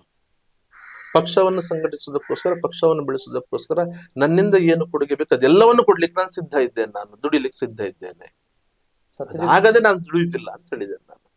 ನಿಮ್ಮಂತ ದೊಡ್ಡ ದೊಡ್ಡ ನಾಯಕರನ್ನೇ ಬಿಜೆಪಿ ಅವರು ಮಟ್ಟ ಹಾಕಿರುವಾಗ ನೀವು ಯಾವ ಲೆಕ್ಕ ಅಂತ ನಿಮಗೂ ಅನಿಸುದಿಲ್ವಾ? ಆಗಿರಬಹುದು. ಹಾಗೆಂತ ಹೇಳಿಕೊಂಡು ಪ್ರಯತ್ನ ಬಿಡಬಾರ್ದು ತಾನೆ. ರಾಣಾ ಪ್ರತಾಪೇ ನಮ್ಗೆ ಆದರ್ಶ. ನಮ್ಗೆ ರಾಣಾ ಪ್ರತಾಪೇ ಆದರ್ಶ ನಮ್ಗೆ. ಕಾಡಲ್ಲಿದ್ದುಕೊಂಡು ವನವಾಸಿ ಬಂಧುಗಳ ಜೊತೆಯಲ್ಲಿ ಬೆಳೆದುಕೊಂಡು ಚಿತ್ತೋಡನ್ನು ವಾಪಸ್ ಗೆಲ್ಲಬೇಕಿದ್ರೆ 40 ಸರಿ ಹೋರಾಟ ಮಾಡ್ತಾರಂತೆ. 40 ಸರಿ, ಒಂದೆರಡು ಸರಿ ಅಲ್ಲ. ಆ ಕಾಡಿನ ಬದುಕು ಇರ್ಬೇಕಿದ್ರೆ ಮಗಳು ಸಾಯ್ತಾಳೆ, ಹೊಟ್ಟೆಗೆ ಸರಿಯಾಗಿ ಆಹಾರ ಇಲ್ಲ. ರಾಣಾ ಪ್ರತಾಪ್ ಹೋರಾಟ ಬಿಟ್ಟ, ಅವರೇ ಆದರ್ಶ. ಸತ್ಯಜಿತ್ ಕೂಡ ಹೋರಾಟ ಬಿಡುವವನಲ್ಲ. ಯಾರ್ದೋ ಕತೆ ಏನೋ ಆಗಿದೆ, ಯಾರೋ ಅದಕ್ಕೋಸ್ಕರ ಅಡ್ಜಸ್ಟ್ಮೆಂಟ್ ಮಾಡಿಕೊಂಡ್ರು, ಯಾರೋ ಅದನ್ನು ಬಿಟ್ಟರು, ಹೋರಾಟ ಬಿಟ್ಟರು. ಎಲ್ಲರೂ ಅಕ್ಬರನ ಜೊತೆ ಸೇರ್ಕೊಂಡಿದ್ರು ತಾನೆ. ಅವತ್ತು ಅಕ್ಬರನ ಜೊತೆ ಸೇರಿಕೊಂಡು ಅಲ್ಲಿ ಒಪ್ಪಂದ ಮಾಡಿಕೊಂಡು ಅವರ ಜೀವನ ಚೆನ್ನಾಗಿರೋ ಹಾಗೆ ನೋಡಿಕೊಂಡಿದ್ರು. ರಾಜ್ಯ ಕಳ್ಕೊಳ್ತಾನೆ, ಮನೆ ಮಠ ಕಳ್ಕೊಳ್ತಾನೆ, ಕಾಡಿನಲ್ಲಿ ಅಲ್ಲಿ ಭೀಲ್ರ ಜೊತೆಯಲ್ಲಿ ಬದುಕ್ತಾನೆ, ಕಾಡೇ ಒಂದು ಮನೆ ಆಗ್ತದೆ, ಮಗಳನ್ನು ಅಲ್ಲಿ ಕಳ್ಕೊಳ್ತಾನೆ. ಆದ್ರೂ ಕೂಡ ಅವನು ಹೋರಾಟ ಮಾಡಿ ಇವತ್ತು ಸಮಾಜ ಯಾರನ್ನ ನೆನಪು ಮಾಡಿಕೊಳ್ತದೆ? ಆ ಕಾಲದ ಬೇರೆ ಒಬ್ಬರಾದ್ರೂ ರಾಜರ ಹೆಸರು ಹೇಳಿ ನೋಡು, ಯಾರಾದ್ರೂ ಒಬ್ರು. ರಾಣಾ ಪ್ರತಾಪದ ಹೆಸರು ಇವತ್ತಿಗೂ ಹೇಳುತ್ತಾರೆ, ರಾಣಾ ಪ್ರತಾಪನ್ನು ಇವತ್ತಿಗೂ ಗೌರವಿಸ್ತಾರೆ. ಇವತ್ತಿನ ಜೀವನದ ಬಗ್ಗೆ ಯೋಚನೆ ಮಾಡ್ತಾ ಇಲ್ಲ. ಸತ್ಯ ಬದುಕಿದ್ರೆ ಸ್ವಾಭಿಮಾನಿಯಾಗಿ ಬದುಕ್ತಾನೆ, ಸತ್ಯ ಬದುಕಿದ್ರೆ ತಲೆ ಎತ್ತಿಕೊಂಡು ಬದುಕ್ತಾನೆ, ಸತ್ಯ ಬದುಕಿದ್ರೆ ನ್ಯಾಯಕ್ಕೋಸ್ಕರ, ಧರ್ಮಕ್ಕೋಸ್ಕರ ಹೋರಾಟ ಮಾಡಿಕೊಂಡು ಅದರ ಉಳಿಗೋಸ್ಕರ, ಅದರ ರಕ್ಷಣೆಗೋಸ್ಕರ, ಅದಕ್ಕೋಸ್ಕರ ಬದುಕ್ತಾನೆ. ಸತ್ಯ ಬದುಕುದಕ್ಕೋಸ್ಕರ ಯಾರ್ದೋ ಕೈಕಾಲು ಹಿಡ್ಕೊಂಡು ಯಾರ ಹತ್ರ ಅಡ್ಜಸ್ಟ್ಮೆಂಟ್ ಮಾಡಿಕೊಂಡು ತನ್ನ ಅಧಿಕಾರವನ್ನು ಭದ್ರ ಮಾಡಿಕೊಳ್ಳಿಕ್ಕೋಸ್ಕರ ಬದುಕುವನಲ್ಲ ಸತ್ಯ. ಆ ಅಧಿಕಾರವೂ ಬೇಡ ಸತ್ಯನಿಗೆ, ಆ ಅಧಿಕಾರವೂ ಬೇಡ ಸತ್ಯನಿಗೆ. ಕೆಲವು ಇದನ್ನ ಅಹಂಕಾರ ಅಂತ ಹೇಳಿ ಆಗಬಹುದು. ಅಹಂಕಾರ ಮಾತಲ್ಲ, ನಮಗೆ ಕೋಟಿ ಚೆನ್ನೈಯರು ಹಾಕಿಕೊಟ್ಟಂತ ತೋರಿಸಿಕೊಟ್ಟಂತ ದಾರಿ ಇದು, ನಮ್ಮ ಹಿರಿಯರು ತೋರಿಸಿಕೊಟ್ಟಂತ ದಾರಿ ಇದು. ನಾವೇ ಹೇಳುದು ಕತೆ ತಾನೆ. ರಾಣಾ ಪ್ರತಾಪದ್ದಿರ್ಬೋದು, ಶಿವಾಜಿದ್ದಿರ್ಬೋದು, ಉಳಿದವರ ಕತೆ ಯಾರು ಹೇಳಿದವರು ಸಮಾಜಕ್ಕೆ? ಹೇಳಲಿಕ್ಕೆ ಆ ಕಥೆಯನ್ನು ಹೇಳುವಂಥದ್ದು. ಇಲ್ಲಿ ಬದುಕುದಕ್ಕೋಸ್ಕರ ಅಡ್ಜಸ್ಟ್ಮೆಂಟ್ ಮಾಡಿಕೊಳ್ಳುವುದು. ಜಯಚಂದನ ಹಾಗೆ ಇನ್ನಷ್ಟು ಯಾರು ಹೇಡಿಗಳಿದ್ರೆ ಅವ್ರ ಜೊತೆ ಅಂಬೆಯ ಹಾಗೆ ನಾವು ಅಡ್ಜಸ್ಟ್ಮೆಂಟ್ ಮಾಡಿಕೊಳ್ಳುವುದು. ಒಂದು ಕಡೆ ನಾವು ಬದುಕಿದ್ರೆ ಪುರೂರವನ ಹಾಗೆ ಬದುಕಬೇಕು, ಸ್ವಾಮಿ ವಿವೇಕಾನಂದರ ಹಾಗೆ ಬದುಕಬೇಕು, ಶಿವಾಜಿ ಮಹಾರಾಜನ ಹಾಗೆ ಬದುಕಬೇಕು, ಮಹಾರಾಣಾ ಪ್ರತಾಪ್ನ ಹಾಗೆ ಬದುಕಬೇಕು, ಪೃಥ್ವಿರಾಜ್ ಚೌಹಾನ್ ಹಾಗೆ ಬದುಕಬೇಕು ಅಂತ ಕತೆ ಹೇಳ್ತೀವಿ ನಾವು. ಕ್ರಾಂತಿಕಾರಿಗಳ ಕತೆ ಹೇಳಲಿಕ್ಕೆ ಬಹಳ ಚಂದ, ಹೇಳಲಿಕ್ಕೆ ಬಹಳ ಚಂದ. ಸಾವರ್ಕರ್ದ ಕತೆ ಹೇಳ್ತೇವೆ. ಅವರು ಬೇರೆಯವರ ಅಡಿಯಾಳಾಗಿ ಬದುಕಿದ್ರ? ಅಧಿಕಾರಕ್ಕೋಸ್ಕರ ಯಾರ್ದೋ ಕೈಕಾಲು ಹೇಳ್ಕೊಂಡು ಆ ಬದುಕಿನ ಜೀವನ ಯೋಚನೆ ಮಾಡಿದ್ರ? ಭಗತ್ ಸಿಂಗ್ ಇರ್ಬೋದು, ಚಂದ್ರಶೇಖರ್ ಆಜಾದ್ ಇರ್ಬೋದು, ಹೇಳಿದ್ರು 100 ಹೆಸರುಗಳಿದೆ. ನಿಮ್ಮ ತರದ ಒಬ್ರು ನಾಯಕರು ಇದ್ರು. ಕಳೆದ ವರ್ಷ ಅವರು ಹೇಳಿದ್ರು, ನಾನೇನಾದ್ರೂ ಸತ್ರೆ ನನ್ನ ಹೆಣದ ಮೇಲೆ ಬಿಜೆಪಿಯವರು ಓಟ್ ಕೇಳಬಹುದು ಅನ್ನುವಂಥದ್ದನ್ನ ಅವ್ರು ಬಹಳ ನೇರವಾಗಿ ಹೇಳ್ಬಿಟ್ರು. ಈಗ ನಿಮಗೂ ನಾನು ಹೇಳುವಂತದ್ದು, ನಿಮಗೆ ಗನ್ಮ್ಯಾನ್ ಅನ್ನ ವಾಪಸ್ ತೆಗೆದುಕೊಳ್ತಾರೆ. ಇವತ್ತು ಕೊಲೆ ಬೆದರಿಕೆಗಳಿದ್ದಾವೆ. ನೀವು ಆಗಲೇ ಹೇಳಿದ ಹಾಗೆ ಡ್ರೈವಿಂಗ್ ಸೀಟ್ ಅಲ್ಲಿ ಕೂತ್ಕೊಳ್ಳೋ ಆಗಿಲ್ಲ, ಒಬ್ರೊಬ್ರು ಹೋಗುವ ಆಗಿಲ್ಲ. ನಾಳೆ ನಿಮಗೆ ಏನಾದ್ರೂ ಸಮಸ್ಯೆ ಆದ್ರೆ ಅದನ್ನು ಕೂಡ ಮತ್ತೆ ಬಿಜೆಪಿ ಎನ್ಕ್ಯಾಚ್ ಮಾಡಿಕೊಂಡು ನಾನು ಅವತ್ತೇ ಗನ್ಮ್ಯಾನ್ ವಾಪಸ್ ತೆಗೆದ ದಿವಸ ಪತ್ರಿಕಾಗೋಷ್ಠಿ ಮಾಡಿ ಹೇಳಿದ್ದೇನೆ, ನಂದು ಹತ್ಯೆ ಆದ್ರೆ ಶವಯಾತ್ರೆ ನಡೀಬಾರ್ದು, ನನ್ನ ಅಂತಿಮ ದರ್ಶನಕ್ಕೆ ಯಾವುದೇ ನಾಯಕರಿಗೆ ಬರ್ಲಿಕ್ಕೆ ಅವಕಾಶ ಇಲ್ಲ. ಇವತ್ತು ನನ್ನ ಜೊತೆ ಇರುವಂತ ಕಾರ್ಯಕರ್ತ ತಂಡಕ್ಕೆ ಮಾತ್ರ ಅದಕ್ಕೆ ಅವಕಾಶ, ನನ್ನ ಮನೆಯವರಿಗೆ ಮಾತ್ರ ಅವಕಾಶ ಇರೋದು ಬಿಟ್ರೆ ಇವತ್ತಿನ ರಾಜಕೀಯ ನಾಯಕರಿಗೆ, ನನ್ನ ಜೀವನ ಜೊತೆ ಚೆಲ್ಲಾಟ ಆಡಿದಂತ ಯಾವುದೇ ನಾಯಕರುಗಳಿಗೆ, ಪರಿವಾರದ ನಾಯಕರುಗಳಿಗೆ ಕೂಡ ಇವತ್ತು ಬರ್ಲಿಕ್ಕೆ ಅವಕಾಶ ಇಲ್ಲ, ಮೆರವಣಿಗೆ ಆಗಬಾರ್ದು ಅಂತ ಹೇಳಿ ಅವತ್ತೇ ಹೇಳಿಕೆ ಕೊಟ್ಟಿದ್ದೇನೆ. ನಾನು ಸಾಯುವ ಒಂದು ಹೆದರಿಕೆಯಿಂದ ಕೂಡ ಹೇಳಿಕೆ ಕೊಡ್ತಾ ಇರೋದಲ್ಲ ಅಂತ ಹೇಳಿದೆ. ನನ್ನ ಬದುಕಿಸುವ ಭಗವಂತ, ಅವನ ಮೇಲೆ ವಿಶ್ವಾಸ ಇಟ್ಟವ್ರು ನಾವು. ಎಷ್ಟು ವರ್ಷ ಬದುಕಬೇಕು, ಯಾವ ರೀತಿ ಬದುಕಬೇಕು ಭಗವಂತ ಯೋಚನೆ ಮಾಡುವುದು. ಹಾಗೆ ಅದರ ಬಗ್ಗೆ ನಮ್ಗೆ ಯೋಚನೆ ಇಲ್ಲ. ಆದ್ರೆ ಅಕಸ್ಮಾತ್ ಏನಾದ್ರೂ ವ್ಯತ್ಯಾಸ ಆದ್ರೆ ಇದರ ರಾಜಕೀಯ ಲಾಭ ತಗೊಳ್ಬಾರ್ದು ಅಂತ ಹೇಳಿಕೊಂಡು ನಾನು ಅವತ್ತೇ ಅದನ್ನು ಹೇಳಿಕೊಟ್ಟಿದ್ದೇನೆ, ಯಾರಿಗೂ ಬರ್ಲಿಕ್ಕೆ ಅವಕಾಶ ಇಲ್ಲ ಅಂತ ಹೇಳಿಕೊಂಡು. ನಾವು ಬೇರೆಯವರ ಹಾಗೆಲ್ಲ ಯೋಚನೆ ಮಾಡುವರು. ಸತ್ಯ ಸತ್ಯನೇ. ಸತ್ಯ ಯಾವತ್ತೂ ಬೇರೆಯವರಿಂದ ಒಂದಷ್ಟು ಭಿನ್ನವೇ. ಪ್ರವಾಹಕ್ಕೆ ವಿರುದ್ಧವಾಗಿಯೇ ಈಜು ಸತ್ಯನಿಗೆ ಅಭ್ಯಾಸ ಇದ್ದವನು. ತುಂಬಾ ತೊಡಗಿದ್ದೀರಿ ಅನ್ಸುತ್ತೆ. ಖಂಡಿತ ಇಲ್ಲ, ಖಂಡಿತ ಇಲ್ಲ. ಯಾವತ್ತಾದ್ರೂ ಅನ್ಸಿದೆ ಇದು ನನಗೆ ಬೇಡ ಇತ್ತು ಅಂತ ಅನ್ಸಿದೆ ಯಾವತ್ತಾದ್ರೂ? ಯಾವತ್ತು ಅನ್ಸಿಲ್ಲ. ಒಂದೇ ಒಂದು ಸರಿ ಅದ್ರ ಬಗ್ಗೆ ಪಶ್ಚಾತ್ತಾಪ ಆಗಿಲ್ಲ. ಪಶ್ಚಾತ್ತಾಪ ಆಗಿಲ್ಲ. ಟಿಕೆಟ್ ಸಿಗುವಂತ ಭರವಸೆ ಇದೆ ಖಂಡಿತ ಇದೆ, ಕೊಡ್ಲೇಬೇಕು. ಬಿಜೆಪಿಯಲ್ಲೇ ಕೊಡ್ಲೇಬೇಕು, ಖಂಡಿತ ಇದೆ. ಕೊಡದೇ ಇರೋದಕ್ಕೆ ಯಾವುದೇ ಕಾರಣ ಇಲ್ಲ. ಯೋಚನೆ ಇಲ್ಲ. ಪಕ್ಷೇತರದ್ದು ಇವತ್ತಿನ ತನಕ ಯಾವುದೇ ಯೋಚನೆ ಇಲ್ಲ. ಅದೆಲ್ಲವೂ ತಂಡ ಯೋಚನೆ ಮಾಡುವಂತದ್ದು. ಮುಂದೆ ಯೋಚನೆ ಬರಬಹುದು ಅನ್ಸ್ತದೆ. ಗೊತ್ತಿಲ್ಲ, ಗೊತ್ತಿಲ್ಲ. ಅದು ಆ ತಂಡ ಅವರು ಏನು ಯೋಚನೆ ಮಾಡ್ತಾರೆ, ಯಾವ ರೀತಿ ನಿರ್ಧಾರ ತಗೊಳ್ತಾರೆ, ಅದಕ್ಕೆ ಬದ್ಧಾಗಿ ಇರುವವನು. ನನ್ನದು ವೈಯಕ್ತಿಕ ಅಭಿಪ್ರಾಯ ಮಾತ್ರ ನಂಗಲ್ಲಿ ಮಂಡನೆ ಮಾಡ್ಲಿಕ್ಕೆ ಅವಕಾಶ, ನಿರ್ಣಯದ ಅವಕಾಶ ಅದು ಅವರಿಗೆ, ಆ ತಂಡಕ್ಕೆ. ಅರುಣ್ ಕುಮಾರ್ ಗೊತ್ತಿಲ್ಲ ಅವರ ಬಗ್ಗೆ ನಿಮ್ಮ ಅಭಿಪ್ರಾಯ? ಬೇರೆಯವ್ರು ನಾನು ಮೊನ್ನೆ ಒಂದು ಸಲ ನಾನು ಕೇಳಿದೆ, ನಾನು ಯಾರ ಬಗ್ಗೆ ಯಾವುದೇ ಅಭಿಪ್ರಾಯ ಎಲ್ಲೂ ವ್ಯಕ್ತಪಡಿಸ್ಲಿಕ್ಕೆ ಹೋಗುದು. ನಂಗೆ ಇವತ್ತು ನಂದು ಒಂದು ಹೋರಾಟ ಮಾಡ್ತಾರೆ. ಬೇರೆಯವರು ಏನ್ ಮಾಡ್ತಾರೆ, ಯಾಕೆ ಮಾಡ್ತಾರೆ, ಏನು ಅಂತ ಹೇಳಿ ಅದ್ರ ಬಗ್ಗೆ ನಾನು ಯಾವುದೇ ಯೋಚನೆ ಮಾಡ್ಲಿಕ್ಕೆ ಅದ್ರ ಬಗ್ಗೆ ನಾನು ಬಿಜೆಪಿ ಟಿಕೆಟ್ ಆಕಾಂಕ್ಷಿಗಳಲ್ಲಿ ಬಿಜೆಪಿಯಲ್ಲಿ ಸಕ್ರಿಯ ಆಗಿರುವಂತಹ 5-6 ಹೆಸರುಗಳಿದ್ದಾವೆ, ಅದರಲ್ಲಿ ನಿಮ್ಮ ಹೆಸರು ಇಲ್ಲ. ಕೇವಲ ಪಕ್ಷೇತರರಾಗಿ ಒಂದಷ್ಟು ಧ್ವನಿಗಳು ಮಾತ್ರ ನಿಮ್ಮ ಪರ ಬರ್ತಾ ಇದೆ. ನಂಗೆ ಬಂದಿರೋ ಮಾಹಿತಿ ಪ್ರಕಾರ ಇವತ್ತು ನನ್ನ ಹೆಸರು ಅದರಲ್ಲಿದೆ. ಇಲ್ಲಿ ಇವರು ಹೇಳಲಿಕ್ಕೆ ಇವರು ಹೇಳಿರ್ಬೋದು, ಆದ್ರೆ ಮೇಲ್ಗಡೆ ಇವತ್ತು ನನ್ನ ಹೆಸರು ಇದೆ ಅಂತ ಹೇಳಿಕೊಂಡು ನನ್ನ ಗಮನಕ್ಕೆ ಬಂದಿರುವಂತ ಇದೆ ಅಂತ ಹೇಳಿ ನಮ್ಗೆ ವಿಶ್ವಾಸ ಇದೆ. ಎಸ್, ಕೊನೆಯದಾಗಿ ನಮ್ಮ ವೀಕ್ಷಕರಿಗೆ ಏನ್ ಹೇಳ್ತಾರೆ? ಇವತ್ತು ನಾನು ಹೇಳೋದಿಷ್ಟೇ, ಎಲ್ಲಾ ವೀಕ್ಷಕರಿಗೆ, ಎಲ್ಲಾ ಯುವ ಸಮಾಜಕ್ಕೆ, ಒಂದು ಸದೃಢ ದೇಶ ನಿರ್ಮಾಣ ಆಗಬೇಕಿದ್ರೆ ಸದೃಢ ಸಮಾಜಗಳು ನಿರ್ಮಾಣ ಆಗಬೇಕು. ನಾಯಕರಿಗೂ ಹೇಳ್ತಾ ಇದ್ದೀನಿ ನಾನು, ಎಲ್ಲ ಸಣ್ಣ ಸಣ್ಣ ಸಮಾಜಗಳು ಕೂಡ ಇವತ್ತು ಎಲ್ಲರ ಪರಿಕಲ್ಪನೆ ಇದ್ದದ್ದು ಗಾಂಧೀಜಿ ಅವ್ರದ್ದು ಇರ್ಬೋದು, ಅಥವಾ ನಾರಾಯಣ ಗುರುಗಳಿದ್ದಿರ್ಬೋದು, ಎಲ್ಲರ ಪರಿಕಲ್ಪನೆ ಇದ್ದದ್ದು ಅತ್ಯಂತ ಕೊನೆಯ ವ್ಯಕ್ತಿ ಪಂಡಿತ್ ದೀನ್ ದಯಾಳ್ ಉಪಾಧ್ಯಾಯರು ಕೂಡ ಅಂತ್ಯೋದಯ ಪರಿಕಲ್ಪನೆ. ಅತ್ಯಂತ ಕೊನೆಯ ವ್ಯಕ್ತಿ ಯಾವಾಗ ಸ್ವಾಭಿಮಾನಿ ಬದುಕನ್ನು ಬದುಕುವಂತ ಸ್ಥಿತಿಯನ್ನು ನಿರ್ಮಾಣ ಮಾಡ್ತೇವೆ, ಆವಾಗಲೇ ದೇಶ ನಿರ್ಮಾಣ ಆಗುವಂಥದ್ದು. ಧರ್ಮ ಉಳಿಬೇಕಿದ್ರು ಕೂಡ ಪ್ರತಿಯೊಂದು ಸಣ್ಣ ಸಣ್ಣ ಸಮಾಜಗಳು ಶೈಕ್ಷಣಿಕವಾಗಿ, ಆರ್ಥಿಕವಾಗಿ, ಸಾಮಾಜಿಕವಾಗಿ ಸಶಕ್ತ ಆಗ್ಲೇಬೇಕು. ಆವಾಗ ಮಾತ್ರ ಸಶಕ್ತ ಹಿಂದೂ ಸಮಾಜ ನಿರ್ಮಾಣ ಆಗ್ಲಿಕ್ಕೆ ಸಾಧ್ಯ ಇರುವಂತದ್ದು. ಈ ನಿಟ್ಟಿನಿಂದ ಇವತ್ತಿನ ತನಕ ನಮ್ಮ ಸರಿಯಾದ ಯೋಚನೆಗಳು, ಚಿಂತನೆ ನಡೀತಾ ಇಲ್ಲ. ಸರ್ವರಿಗೂ ಸಮಪಾಲು, ಸರ್ವರಿಗೂ ಸಮಬಾಳು, ಸಾಮಾಜಿಕ ನ್ಯಾಯ ಅನ್ನುವಂಥದ್ದು ಕೇವಲ ಅದು ಭಾಷಣಕ್ಕೆ ಸೀಮಿತ ಆಗ್ತಾ ಇದೆ, ಕೇವಲ ಭಾಷಣಕ್ಕೆ ಸೀಮಿತ ಆಗ್ತಾ ಇದೆ. ಹಾಗಾಗಿ ಈ ನಿಟ್ಟಿನಲ್ಲಿ ಯಾವಾಗ ನಮ್ಮ ಯೋಚನೆಗಳು ನಾವು ಮುಂದಿನ ಸಲ ಮಾಡುವುದಿಲ್ಲ, ಎಲ್ಲಾ ಸಮಾಜಗಳಿಗೂ ಅವಕಾಶವನ್ನು ಕೊಡುವುದಿಲ್ಲ, ಬಲಾಢ್ಯ ಒಂದಷ್ಟು ಸಮಾಜಗಳೇ ತನ್ನ ಎಲ್ಲವನ್ನು ತನ್ನ ಹಿಡಿತದಲ್ಲಿ ಇಟ್ಟುಕೊಂಡು, ಕಪಿಮುಷ್ಟಿಯಲ್ಲಿ ಇಟ್ಟುಕೊಂಡು ಉಳಿದ ಸಮಾಜಗಳನ್ನು ತುಳಿಯುವಂತ ಕೆಲಸವನ್ನು ಮಾಡ್ತದೆ. ಹಿಂದೂ ಸಮಾಜ ದೊಡ್ಡ ತೊಂದರೆ ಇರುವಂತಹದ್ದು ಈ ಪರಿಸ್ಥಿತಿಯಿಂದಲೇ.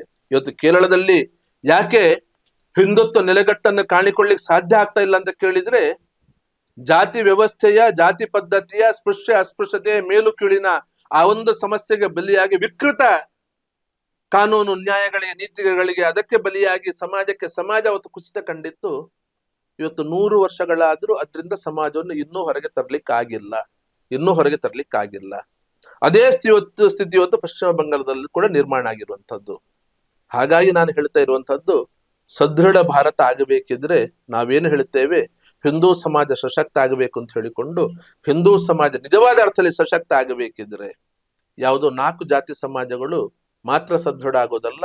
ಇಲ್ಲಿ 100 ಜಾತಿ ಸಮಾಜಗಳು ಏನಿದೆ, ಆ ಎಲ್ಲ ಜಾತಿ ಸಮಾಜಗಳಿಗೆ ಕೂಡ ಒಂದು ಕಡೆಯಲ್ಲಿ ಅವರು ಶೈಕ್ಷಣಿಕ, ಆರ್ಥಿಕ, ಸಾಮಾಜಿಕ ಭದ್ರತೆಯನ್ನು ಕಂಡುಕೊಂಡ್ರೆ, ಇನ್ನೊಂದು ಕಡೆಯಲ್ಲಿ ಅವರಿಗೆ ಧಾರ್ಮಿಕ ಕ್ಷೇತ್ರ ಇರಬಹುದು, ಸಮಾನತೆಯ ವಿಚಾರಗಳಿರ್ಬಹುದು, ರಾಜಕೀಯ ಕ್ಷೇತ್ರಗಳಿರ್ಬಹುದು, ಎಲ್ಲ ಕ್ಷೇತ್ರ ಅವಕಾಶ ಸಿಕ್ಕಿದಾಗ ಮಾತ್ರ ಹಿಂದೂ ಸಮಾಜ ಸ್ವಾಭಿಮಾನಿ ಸಮಾಜ ಆಗಿ, ಸಶಕ್ತ ಸಮಾಜ ಆಗಿ, ಯಾವ ವಿಶ್ವಗುರು ಭಾರತ ಆಗಬೇಕು ಅಂತ ಪರಿಕಲ್ಪನೆ ಇದೆ, ಯೋಚನೆ ಚಿಂತನೆ ಇದೆ, ಆ ಪರಿಕಲ್ಪನೆ, ಆ ಯೋಚನೆ ಸಾಕಾರ ಆಗಬೇಕಿದ್ರು ಕೂಡ ಈ ಸಮಾಜ, ಈ ಹಿಂದೂ ಸಮಾಜ ನಿರ್ಮಾಣ ಆಗಬೇಕು. ಅದರ ದೃಷ್ಟಿಯಿಂದ ನಮ್ಮ ಯೋಚನೆ ಇರಲಿ, ಆ ದೃಷ್ಟಿಯಿಂದ ನಮ್ಮ ಚಿಂತನೆ ಇರಲಿ.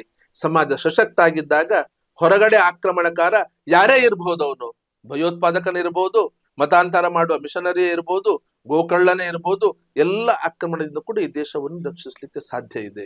ಆ ನಿಟ್ಟಿನಲ್ಲಿ ನಮ್ಮ ಯೋಚನೆ ಚಿಂತನೆಗಳು ಇರಲಿ ಅಂತ ಹೇಳಿಕೊಂಡು ಎಲ್ಲ ನಾಯಕರ ಹತ್ರ ಮತ್ತು ಸಾರ್ವಜನಿಕರ ಹತ್ರ ನಾನು ವಿನಂತಿಯನ್ನು ಮಾಡ್ತೇನೆ. ನಾನು ಧನ್ಯವಾದಗಳು. ಎಸ್, ಇದಿಷ್ಟು ಸತ್ಯಜಿತ್ ಸುರತ್ಕಲ್ ಅವರ ಮಾತುಗಳು. ಇಂತಹ ಮತ್ತಷ್ಟು ಕಂಟೆಂಟ್ಗಳಿಗಾಗಿ ನೋಡ್ತಾ ಇರಿ times of Karkala. Thank you.